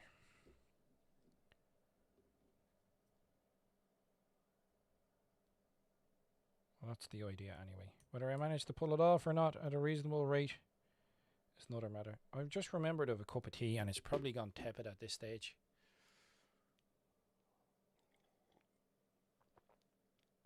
The MP40 style gun is cool too. What can I say? And Gubbins Gate, I like them both. And there's a really nice one with the regular box mags sticking out of the top where the circular mag usually goes to the one fighting 0083. I think 0083 is a specific episode of the cartoons or anime or whatever you want to call it. Whatever the correct terminology is. I know people call them Gunpla kits. Is it Gunpla? Instead of just like Gundam, something like that. Which I find the naming a bit odd, but you know, kind of makes sense. They're like Gundam plastic kits. So that'll go that way. So I'll clean this part off.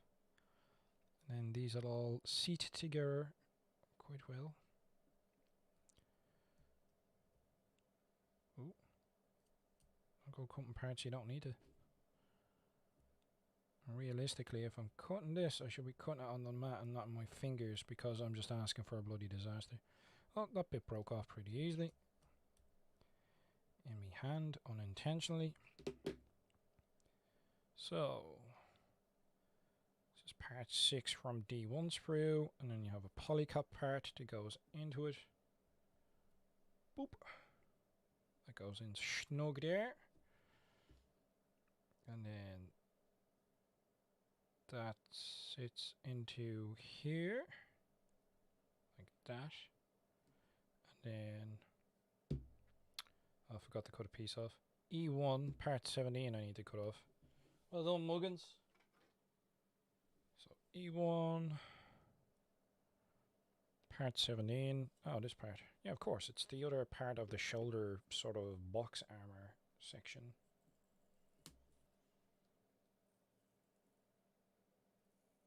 Oop.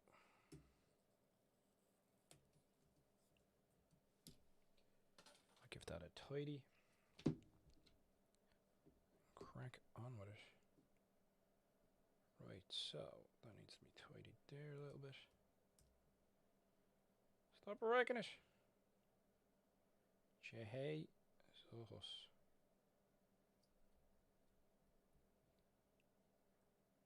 Definitely gonna have to come back in with the extra tin after this. Tidy some parts of it up. I don't know, like there's Vallejo have some mecha colors, so I don't know if just buying some of the mecha colors and cracking out the airbrush is the best idea for this. You know, just sort of just paint it. Or if I should just use the markers. So I'll try the markers out because I bothered to buy the marker kit and just see how that works. But I'm a bit hesitant to just crack on with it because I don't have very many of them. But it'll be interesting to give them a bash anyway. Rivets and Dak is heading off. Thanks for the great stream and chat. Catch you soon. Take it easy. Take it easy, Rivets. Look, saying those leg-mounted one-shot missile launchers, a quick weapon upgrade for the Zaku, and the Origin design changes the manga to the Origin starting in 2001, and Yoshi Zaku and Yoshi Hiko redesigned a bunch of the mechs for it. Zaku is the different chest and an anti-personnel gun built in. And a Belfelt magazine gun for a main weapon. Right, okay, so it's sort of a reimagining of some of the designs. Makes sense. The anime, when it launched in 2015, retained the original anime design, while the Forced Origin kit stuck with the anime design. Later ones let you do both versions. Yeah. 0083 is a 13-episode series set between the original Gundam show and Zeta explaining why the Federation went fascist in the interim. The Federation was already kind of fascistic, but the Titans made it way worse. Okay, I get you. I get you. I may not know exactly what you're talking about, but I kind of get the gist of what you're saying. Right, so this arm needs to go together.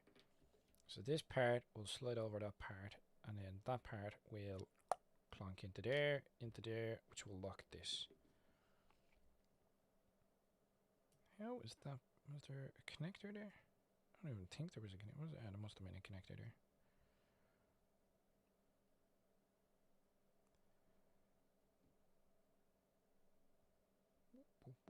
So you were saying that there's some of the original series is up on the Gundam website. Like, there's a couple of series to that you can watch. I might have to, like, feel free to post a link in the chat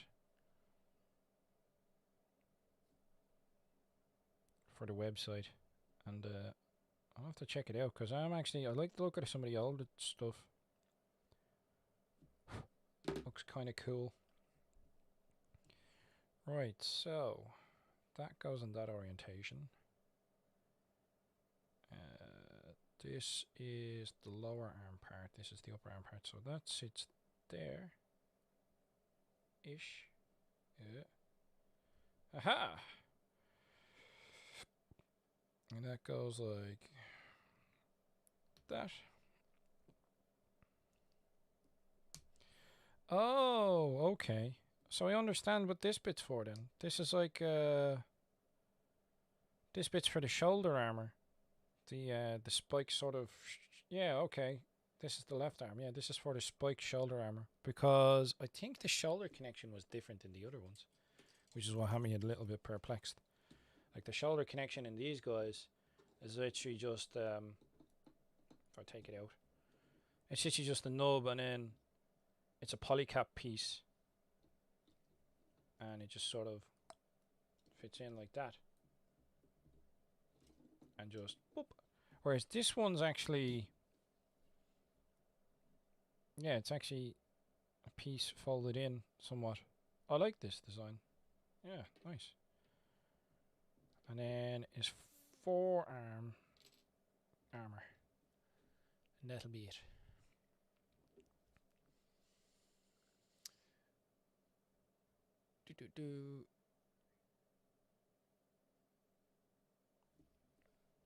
What's Lorcan saying? At present, Gundam Minfo appears to only have the Seed remaster. I like it. Many fans don't. Some build divers and SD Gundam. Not seeing them. Fans generally enjoy the build stuff. Okay. Well, yeah. I'll give it a bash. No harm in having a look. What's the worst that could happen? I like I said, I like building the kits. This peg is not making life easy for me at all. I'll have to go to the edge. I like building the kits anyway, so even if I don't like the cartoons or whatever, or not a fan of any specific series, it doesn't bother me. I buy them based off of how they look.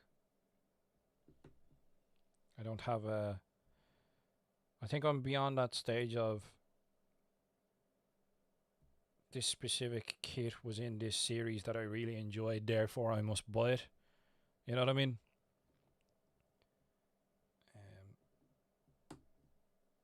I'm just sort of looking at them going, oh, I like this one, or like I've looked at some of the Gundam kits and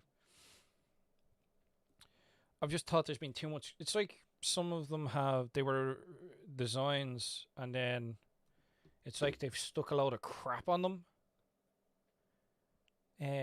just to sell another kit or something. You know what I mean? It's like, it's this year you're going to have with a long running franchise and series. You have to sort of rehash the design of something, you know, without totally changing it too much and deviating from what the original design is.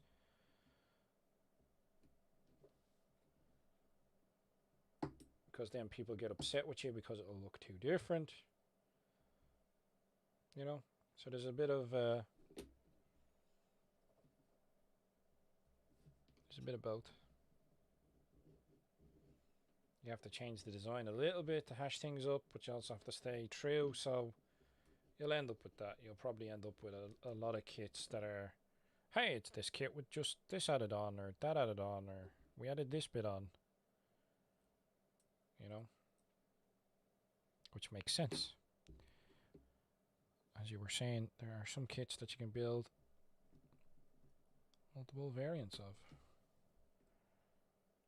We'll have a Zaku force built up eventually. Is there a game? I wonder if somebody's bothered to like sit down and do wargaming rules, like to play a wargame with them. That would be interesting.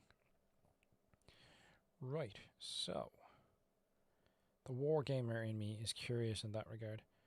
So that probably goes there. That goes there. Sweet. Now we just need a hand. Oh, there's extra bits. Right. So there's armor pieces that go here. And, oh jeez. Yeah, alright, so more sprues. Right, so we need B1, we need A1.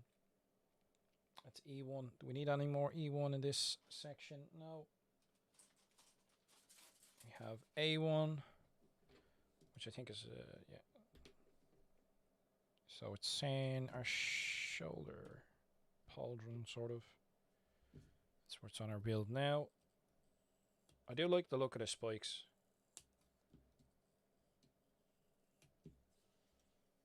And I do like the shoulder armor plate. I think that always looks kind of cool. Where if you're taking some fire, you'd sort of switch to the other arm and maybe like lean into it. But I'm sure it probably doesn't deal much in the mangas or whatever, or the animes. A1 parts 12 and 11. So those pieces, and then 12 and 11 are these sort of elbow gubbins-y bits. Yes, that is the terminology I'm going to stick with. So is anybody building any Gundam kits along as well, or he's all doing different bits of hobby? He's doing a bit of painting. He's just chilling, unwinding after the Sunday. The weather's been pretty good here, but it's actually been very cold. I've been out and about walking a fair bit myself. B1, A1, number 13 on A1. So we have this in hand. Ah, these are both parts 13.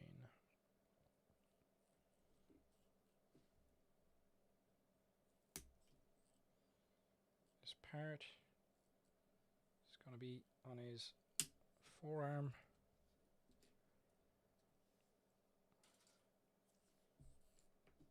Right, okay. So cleanup is now in order.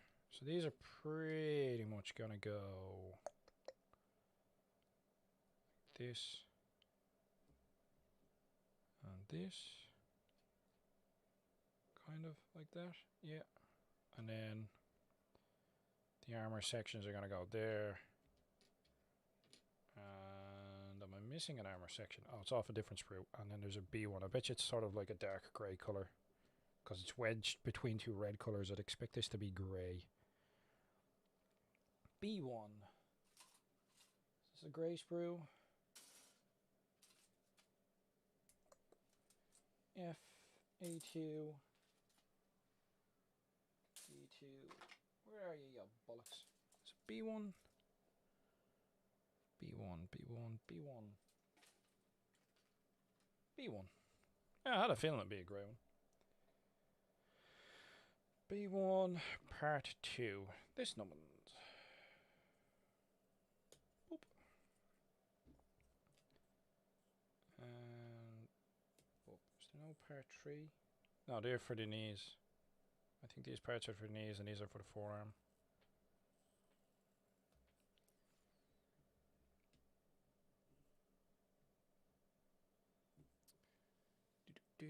They add and remove stuff all the time, says Lorcan, but generally movies 1 to 3 are available for a few months each year. Gubbins getting saying Hathaway's Flash is coming out soonish. Yeah, I'm sure that's gonna have a happy ending. Something mind crush and lots of death. They don't call him kill 'em all Tomino for nothing. Lorcan is saying a massive number of Gundam kits are variations on the theme going back to the early 80s. One of the big things in the early days was a series called Mobile Suit Variations, semi-official variant models of actual kit releases. Many of these have gone on to be sold as model kits themselves. Ah, funsies.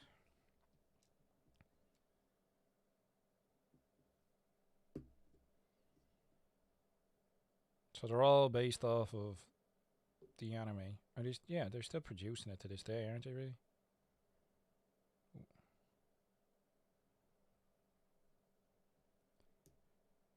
I'll go on and see if I can watch a bit more. Like, I thought the what was it, Unicorn? I was like, the main character is Gundam and him, and I was just like, eh. You know, like I said, I'm more of a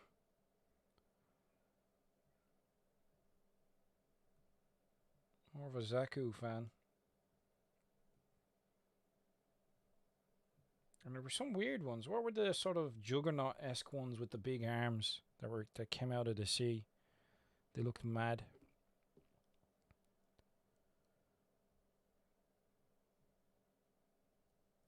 I thought the chick who had the Zaku with like it had like big armor plates or something, or it was flying around and it had like little lasery things knocking around. I was like, visually I thought they just stuck too much crap onto it. But it was interesting. Maybe eventually, you know. But I don't know. I felt it was like it was a change up or a variation. Is that sort of like a unique one, or is there supposed to be a lot of them? Like, I get the feeling it was made just for that sort of series. I don't know. But I wouldn't mind getting some better grade ones. Of just the basic dudes. Bog standard Zaku tools. What's not to love? How long are we running? Jesus, we're nearly going for 2 hours anyway. So what I reckon it'll happen is we'll be coming up to the 2 hour mark in about 10 minutes. I'll chip away at this arm. Ugh. And hopefully not take a digit out in the process. See how well that goes. He says as he cuts towards his own finger. Or thumb. I mean, I have a clamp for. You know what I mean? I literally have a desktop voice like a foot and a half away from me. But it's just so much quicker just grabbing the piece and just try not to lose digits in the process. But yeah, like if you like the hobby hangouts with, other bits and pieces, like I said, I'm planning on doing more Lego builds. I'll have more Gundam kits. I'm not like the channel's not specifically, hey, it's just Gundam, or hey, it's just Warhammer 40k, or it's just BattleTech. It's pretty much, these have to go on after the fact. It's pretty much whatever my hobby is, which I know YouTube and its algorithms aren't too happy about. But let's be honest, I don't exactly do this for the old for the fame or the the cash money. That bit, is that not a knee pad part? No. Yeah, that's the right part. So that goes that way, apparently. Right, you're supposed to go there. Hey! That really didn't look like it was supposed to go there. And this bit goes here. Yep. And this bit goes here. Like that. Am I supposed to put the red piece on first? I get the feeling I'm supposed to have cleaned up and tidied and put this red piece on first, and that it slots in between these two.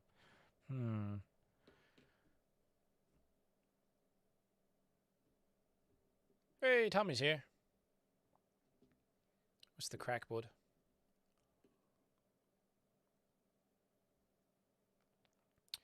Okay, saying also the build fighters divers kits are using an existing kit with some bits to make a difference. The Shan Blue was the big mobile armor in episode 4. Oh, okay.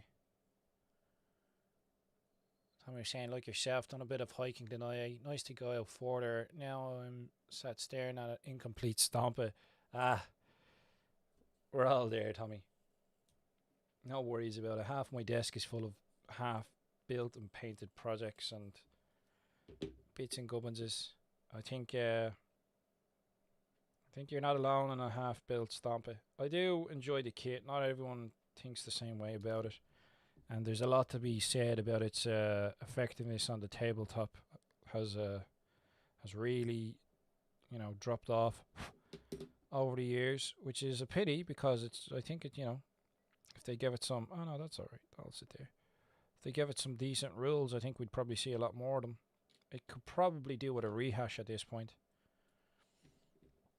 as it did come out in 4th edition and we're 9th ed, so like 5 editions ago. It's a bit of a while ago is when Apocalypse came out. Well, Apocalypse, the rule set came out and they didn't have the original Stompers. They had sort of like prototype Stompers. If you look in the original Apocalypse book, you'll see that they haven't actually got the Stomper kit out. I do have the White Dwarf actually, just like right here. It's from like 2009. So it's all about like Apocalypse, the war rages on.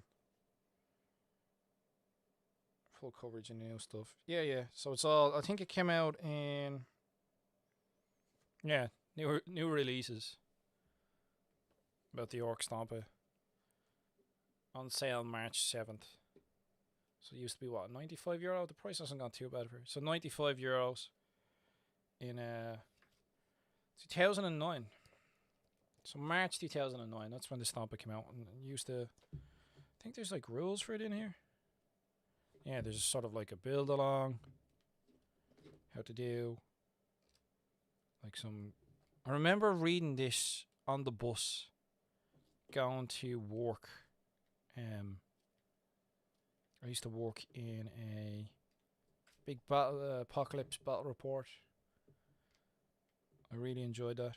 I remember reading this going to work at the time when I worked as I think I was a waiter in a hotel or a barman. He's even got like some custom Stomper rules, It's a good episode or a good issue to buy if you get your hands on it. March 351, 2009. It's definitely worth. I must have thought it worth holding on to if I still have it all these years. The suit with the little drones is the here look. Kashitria. It's much bigger than the Zaku, or however you spell it. The Valorant Custom is a really nice kit, but it last year. Zulus and Jerry Doggers are just bigger Zakus in a sense. Yeah, it's the advancements of the tech. Alright, you're talking about various Zakus and the tech in the series. Right, I'll clean this off because I've put that bit on, that bit on. Yeah, so this bit needs to be done now. I'll give it a bit of a tidy and I'll get the shoulder, this arm. This is the left arm. At least we get the left arm done. And I'll see what way I'm sorted for hobby hangouts.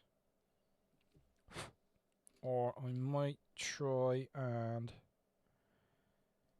get this guy finished on Wednesday. And I'll drop into the Galcon, or the IGA, it's not the Galcon, the IGA Discord. And apparently the lads will be on there doing some Gundam stuff. So I know I've got a show to record, so I might drop in later on in the evening. But I will try. So it's gonna go together like that. So I reckon the top one, I will drop in on Wednesday. No, it's the bottom one. So it's that one? Or is it this way? Oh, it's that way. Right, okay, so it's that one then.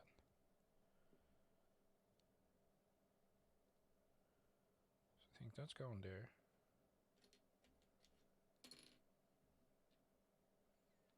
And this is going... No.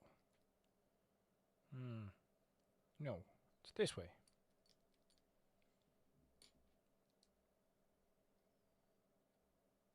So that will go that way.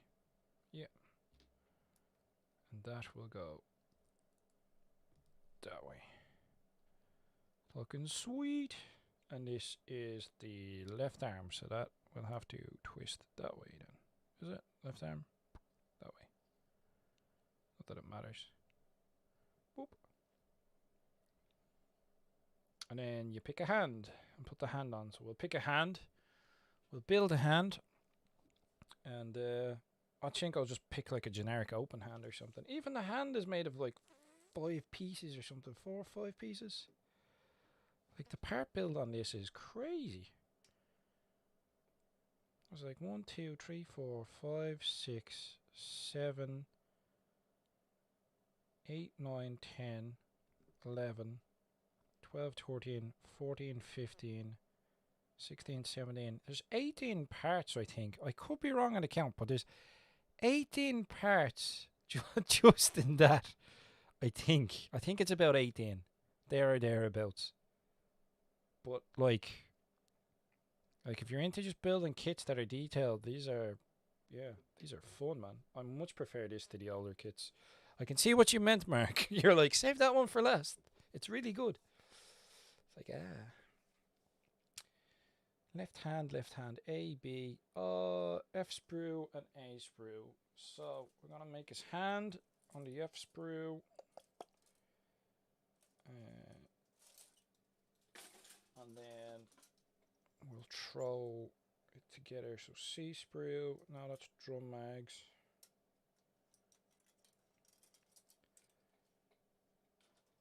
So A1. So these are A1. The 5s. These are all 5s. Are they all? They can't all be the same, are they?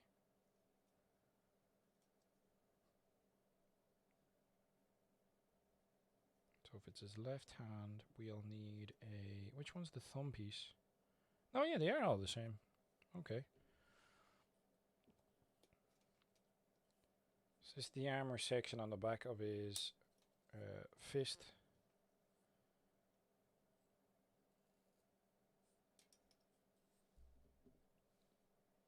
And then left hand C, A1, F. There's an F sprue. Apparently there's an F sprue. D1, D2, A2, F. It's the one with the big zogging gun. Yeah, I'm liking the look of that. I'm liking this bazooka. This thing is huge, man. So F, F, F, F. This is our F sprue. Number 8 is this open hand. I think that's just one of the options, but it's probably the easiest. I was messing around with the markers on this section of the sprue, as you can tell. And there's a couple of spare hands, or there's a good few hands you have with the Zaku's, and because I decided one of them's gonna have the bazooka, I was messing around with colouring them in as well. So yeah, look, it's got some good grip. Zaku's are superseded by Hyzax, then Gera Dogas, and Gera Zulus. Loved all the custom stamps people used to make. That has the great build along in it. It does, Tommy. It does have a great build along if you get it. What's the crack, Marcus? Then the miniaturized mobile suits from the Vanguard come to Earth and wreck the Jegans with ease. I'm eyeing up that shoulder pad for a war boss. This shoulder pad? Definitely, yeah. You can, the more basic Zaku kits, I can get the cheaper ones. It's the same thing. I may have even put the shoulder pad on the wrong way now that I'm looking at it. Because are the spikes supposed to go? No, that's, yeah, if that's that way, then that can only really go that way. Yeah. Yeah, that wouldn't be a bad shoulder pad for a war boss, actually. I really like this one. It's a good look, like the scuba diver look. The mono Y when I bothered to actually put it in. I like this armored shoulder pad. The spiked one's a nice touch. You know? They're pretty cool looking. It's got a good aesthetic to them. But I do like that armored shoulder pad as well. It looks sweet. I can imagine like doing a few bullet holes in it. You know what I mean? Like he's got a round or two that he's sort of lent into and deflected or something like that. That would look cool, man.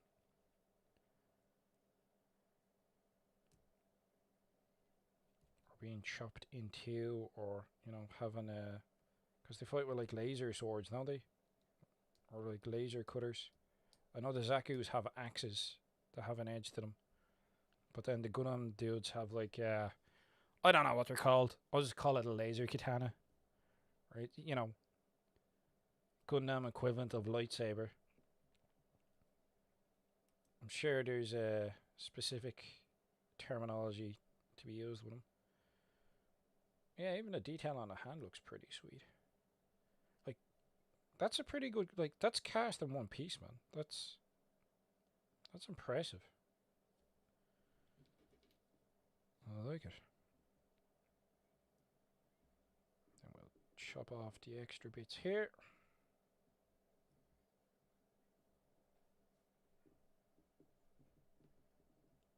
Without making a hames of it.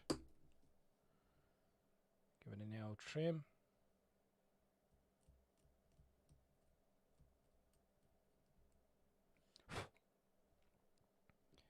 Give it a nail tidy later as well, maybe. Whoa.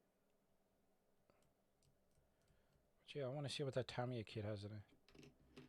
See what those snips are like. I know there's various different snips you can buy, and some people are paying crazy money. I know there's like specialist snips as well, where it's literally only got a blade on one side and then it's like blunt on the other, so it cuts in one direction.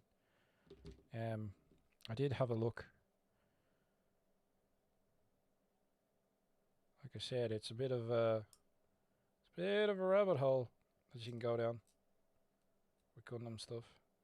There's a lot of kits, so that just slots in with that.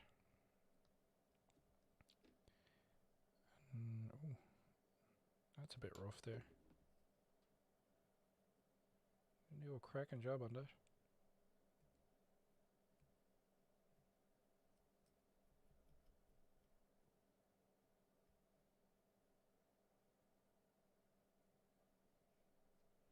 But eventually I'd like to go back in and clamp that and glue it or whatever. But this design here has done a great job of hiding the joins. Yeah, they're really good actually. I like that. And then this goes into the polycap socket. Pop. Like so. And that's our arm again. I'll stick together now. Don't fall apart. Oh, it's pretty solid. So yeah, that bit there, I'm not used to having a kit that moves. And there we go. There is our arm. With its posing. Ooh. That can move, that can move.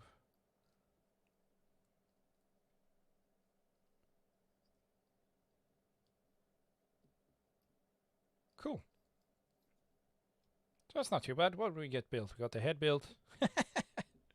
I'll have to glue the commander section in. We got the head built. I got the waist section built. There's even movement in here. We got the waist section built. And we've got the left arm built. And you've seen, like, if you haven't tried Gundam kits, and I'm only new to them myself, there's a lot of parts that go into it, but I'm rather impressed with the detail on this kit, especially the forearm compared to the previous ones. There's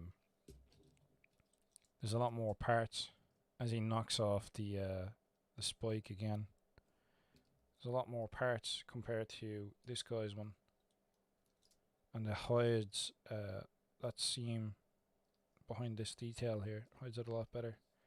Looks really good. I like it. So yeah, if you've joined in, thanks for joining in. We'll see about the comment section. Back again, geez, he's still at a fair place here. Well, yeah, I'm about to wrap it up. I mean, I could keep going building this all night. What do you want? Do you just want me to keep cracking on? It's like normally I go for like 2 hours, but it's midnight now, so I'd be happy enough to wrap it up now. But we built the arm, the waist, and the head in this session, and I can crack on and try and get the rest of them built another time. Or what do you think? I think I would like your rust recipe and all those small and large mechs. Which ones? Beam sabers. Oh, that's what they're called, beam sabers. And the Zaku axes are called heat hawks because the cutting edge heats up on their tomahawks of sorts. Ah, see what you mean. I do like the brown one. Senior Defense Forces. Yeah, same suits with the Sodas and Chars. They do look cool. Yeah, I can do how I do my rust is pretty straightforward. If you're asking me, Tommy, I'm not too sure if you're asking me or if you're asking Dread. But I do this type of rust is the primer rust. I'll do it over like a Vallejo black primer base, and then I'll stipple it a couple of times. So I'll do like 2 or 3 layers of primer rust, and then I literally just go over it with Vallejo's rust wash. You know, rust. And then you can stipple again if you want with the other one. But those two there over a black primer will give you that sort of rust effect. And then what I've done is I've come back in with the yellow and I stipple the yellow on top. But it's that sort of that rusty colour there. And then I've come back in with some of the metal on the edges of some of it. The front looks alright. Helpful if I was showing you in screen. Dread is saying they're great products. They're good products, man. They really are good products. They really are. I've actually got a couple of grey model washes and stuff like that, or even red model washes that could be used on these. But I want to try the The old Gundam markers. I haven't tried these yet. I want to try these. These are for the Zaku's, so you have like red one for Char and green for the standard ones, and then the greys are for the grey bits. So it'll be fun to give them a bash. Do people just like get the marker directly on them, or do you use the marker for colour, or? Because I know it says you can just dispense the colour and then try the colour yourself, but that kind of defies the point of it being a marker for me. I'm like, be nice to give it a try though. Be good crack. There we go. Mr. Hobby. Oh, is that the brand they use? Mr. Hobby. Sweet.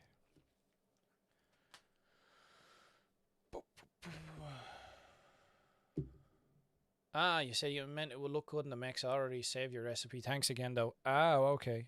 Doing these up in rust? I suppose you could. You could do like patches of rust on them. I have plans to explode some of them up. I'd like, do you know what I'd really like to try? The beam sabers can cut through stuff. So I'd like to do I'd like to get like the tomahawks and get like a normal Gundam and literally do it so that like someone's put a tomahawk or a beam saber or something and build a kit and then just saw it. You know what I mean? Like get a saw and then cut it and then glue it back together sort of skewed. So it's like if you got a beam saber and cut it in two and then skew it and then you do like glow effects along the edge or do like make it paint it up kind of like molten metal. I have an idea of what I'd like to try. Or even do it with a limb. So like if somebody was putting up their hand to defend themselves and then you just cut through the limb and then shift it down a bit. You know what I mean? And then the exposed parts, I'd probably put in plastic card so that you don't just see hollow interior of parts. So I'd put in like plastic card either side and then just, you know, probably do a little bit of work with it. I have some Vallejo paste or whatever. You could put a bit of paste in and make it look like molten metal. So then it'd be kind of like someone's just gotten their, you know, make it look like the beam saber's gone through and then the part is starting to shift from gravity like it's been cut. That'd be pretty cool. I'd like to try that. Dread is saying they'd look really cool with a really grimdark paint job. I think these deals would look sweet with like rust and stuff. The green I think would look really good with a lot of rust and stuff on them. Make them look beat up the hell and back. Like if I give them a bit of that sort of treatment, maybe. You know, I mean, there's lots of opportunities, and like they're not super expensive either. Like they're cool enough. Like these guys, you could beat the absolute snot out of them and then paint them up whatever way you want. You know what I mean? Lorcan saying there's been some really impressive custom damage jobs done to kits. I'm fond of the old drill a hole and stick a beam saber effect through one. Yeah. Oh, you mean like through the chest? You could do that as well. Whoop.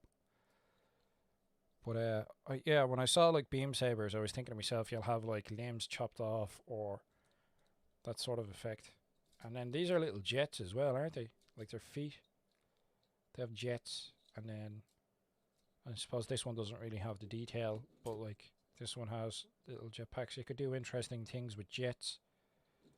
Make it look like it's jetting, or you know, muck around with the rocket launchers or stuff like that. You could have fun. Could have fun in the sun. Or can say I have one of that older Zaku kit painted in desert camo with bullet holes and scars and stuff in it. Oh, okay. So they're not always green. They have like camo and stuff. And if that's the case, I could go crazy. I could do like an urban camo or something like that. But I like Char in his red. Red ones go faster.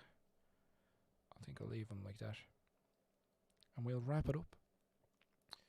Tommy's saying the knobs come along nice. Yep. Dread does all of his armor in that rust primer. Dread saying, don't forget, boys and gits, you can follow Plastic Crack Gaming on Instagram. I do have an Instagram account. Thank you for reminding me that I have one. Yeah, but we'll leave it at that. It's been fun. I will build the rest of this, dude. I'll probably try and get another hobby hangout in soon enough. I know if I don't get around to doing another hobby hangout and building them like this, that I'll be doing it on Wednesday on the IGA Discord. So if there's anybody who builds Gundam kits in Ireland, you have the IGA Discord there. And I know Nick from Grey Primer does be in there doing hobby as well. So feel free to join. And yeah, if I don't do another hobby hangout before then, I'll be finishing this guy off on Wednesday. And then like, I don't know if people want to see these kits complete. I'm not like a super Gundam dude, so there's a bit of imposter syndrome, I suppose. But yeah, it's fun. I enjoy it. They're cool builds. And we'll go from there. So thanks for joining, if you've joined in. If you've liked the video, thank you. Like I said, we'll have more content coming through. Mixed bag. Could be Zaku's. I've an order of more Gundam kits. This keeps coming off. I can see myself losing it. Do you know what? I'll do it now. I'm going to glue this bleeding bit in before I lose it. I've got an order coming in from Dublin City Comics. So I've a couple more kits that'll be coming in after this guy. And I've an idea of a diorama I want to try. So there'll be a few bits and pieces I'll be trying with these, but we'll be doing orc content as well. So I've got my 40k orc stuff. Get in, you bastard. We have orc content, we'll have Battletech content. I'll be building some of these kits. I'll be trying some Lego Star Wars stuff. If there's anything you think I'd be interested in, feel free to throw it my way. Give me a shout out. Plastic Crack Gaming on the Facebook. There's a Facebook page. As Dredd said, it's on Instagram as well. There's a few places you can find it. And yeah, we'll catch you in the next one. So we'll definitely be doing another hobby hangout on Sunday, next Sunday, from 9 till 11. And if I don't see you between now and then, I hope you enjoy your week. And thanks for joining. I'll catch you in the next one, guys. Take it easy. Boom.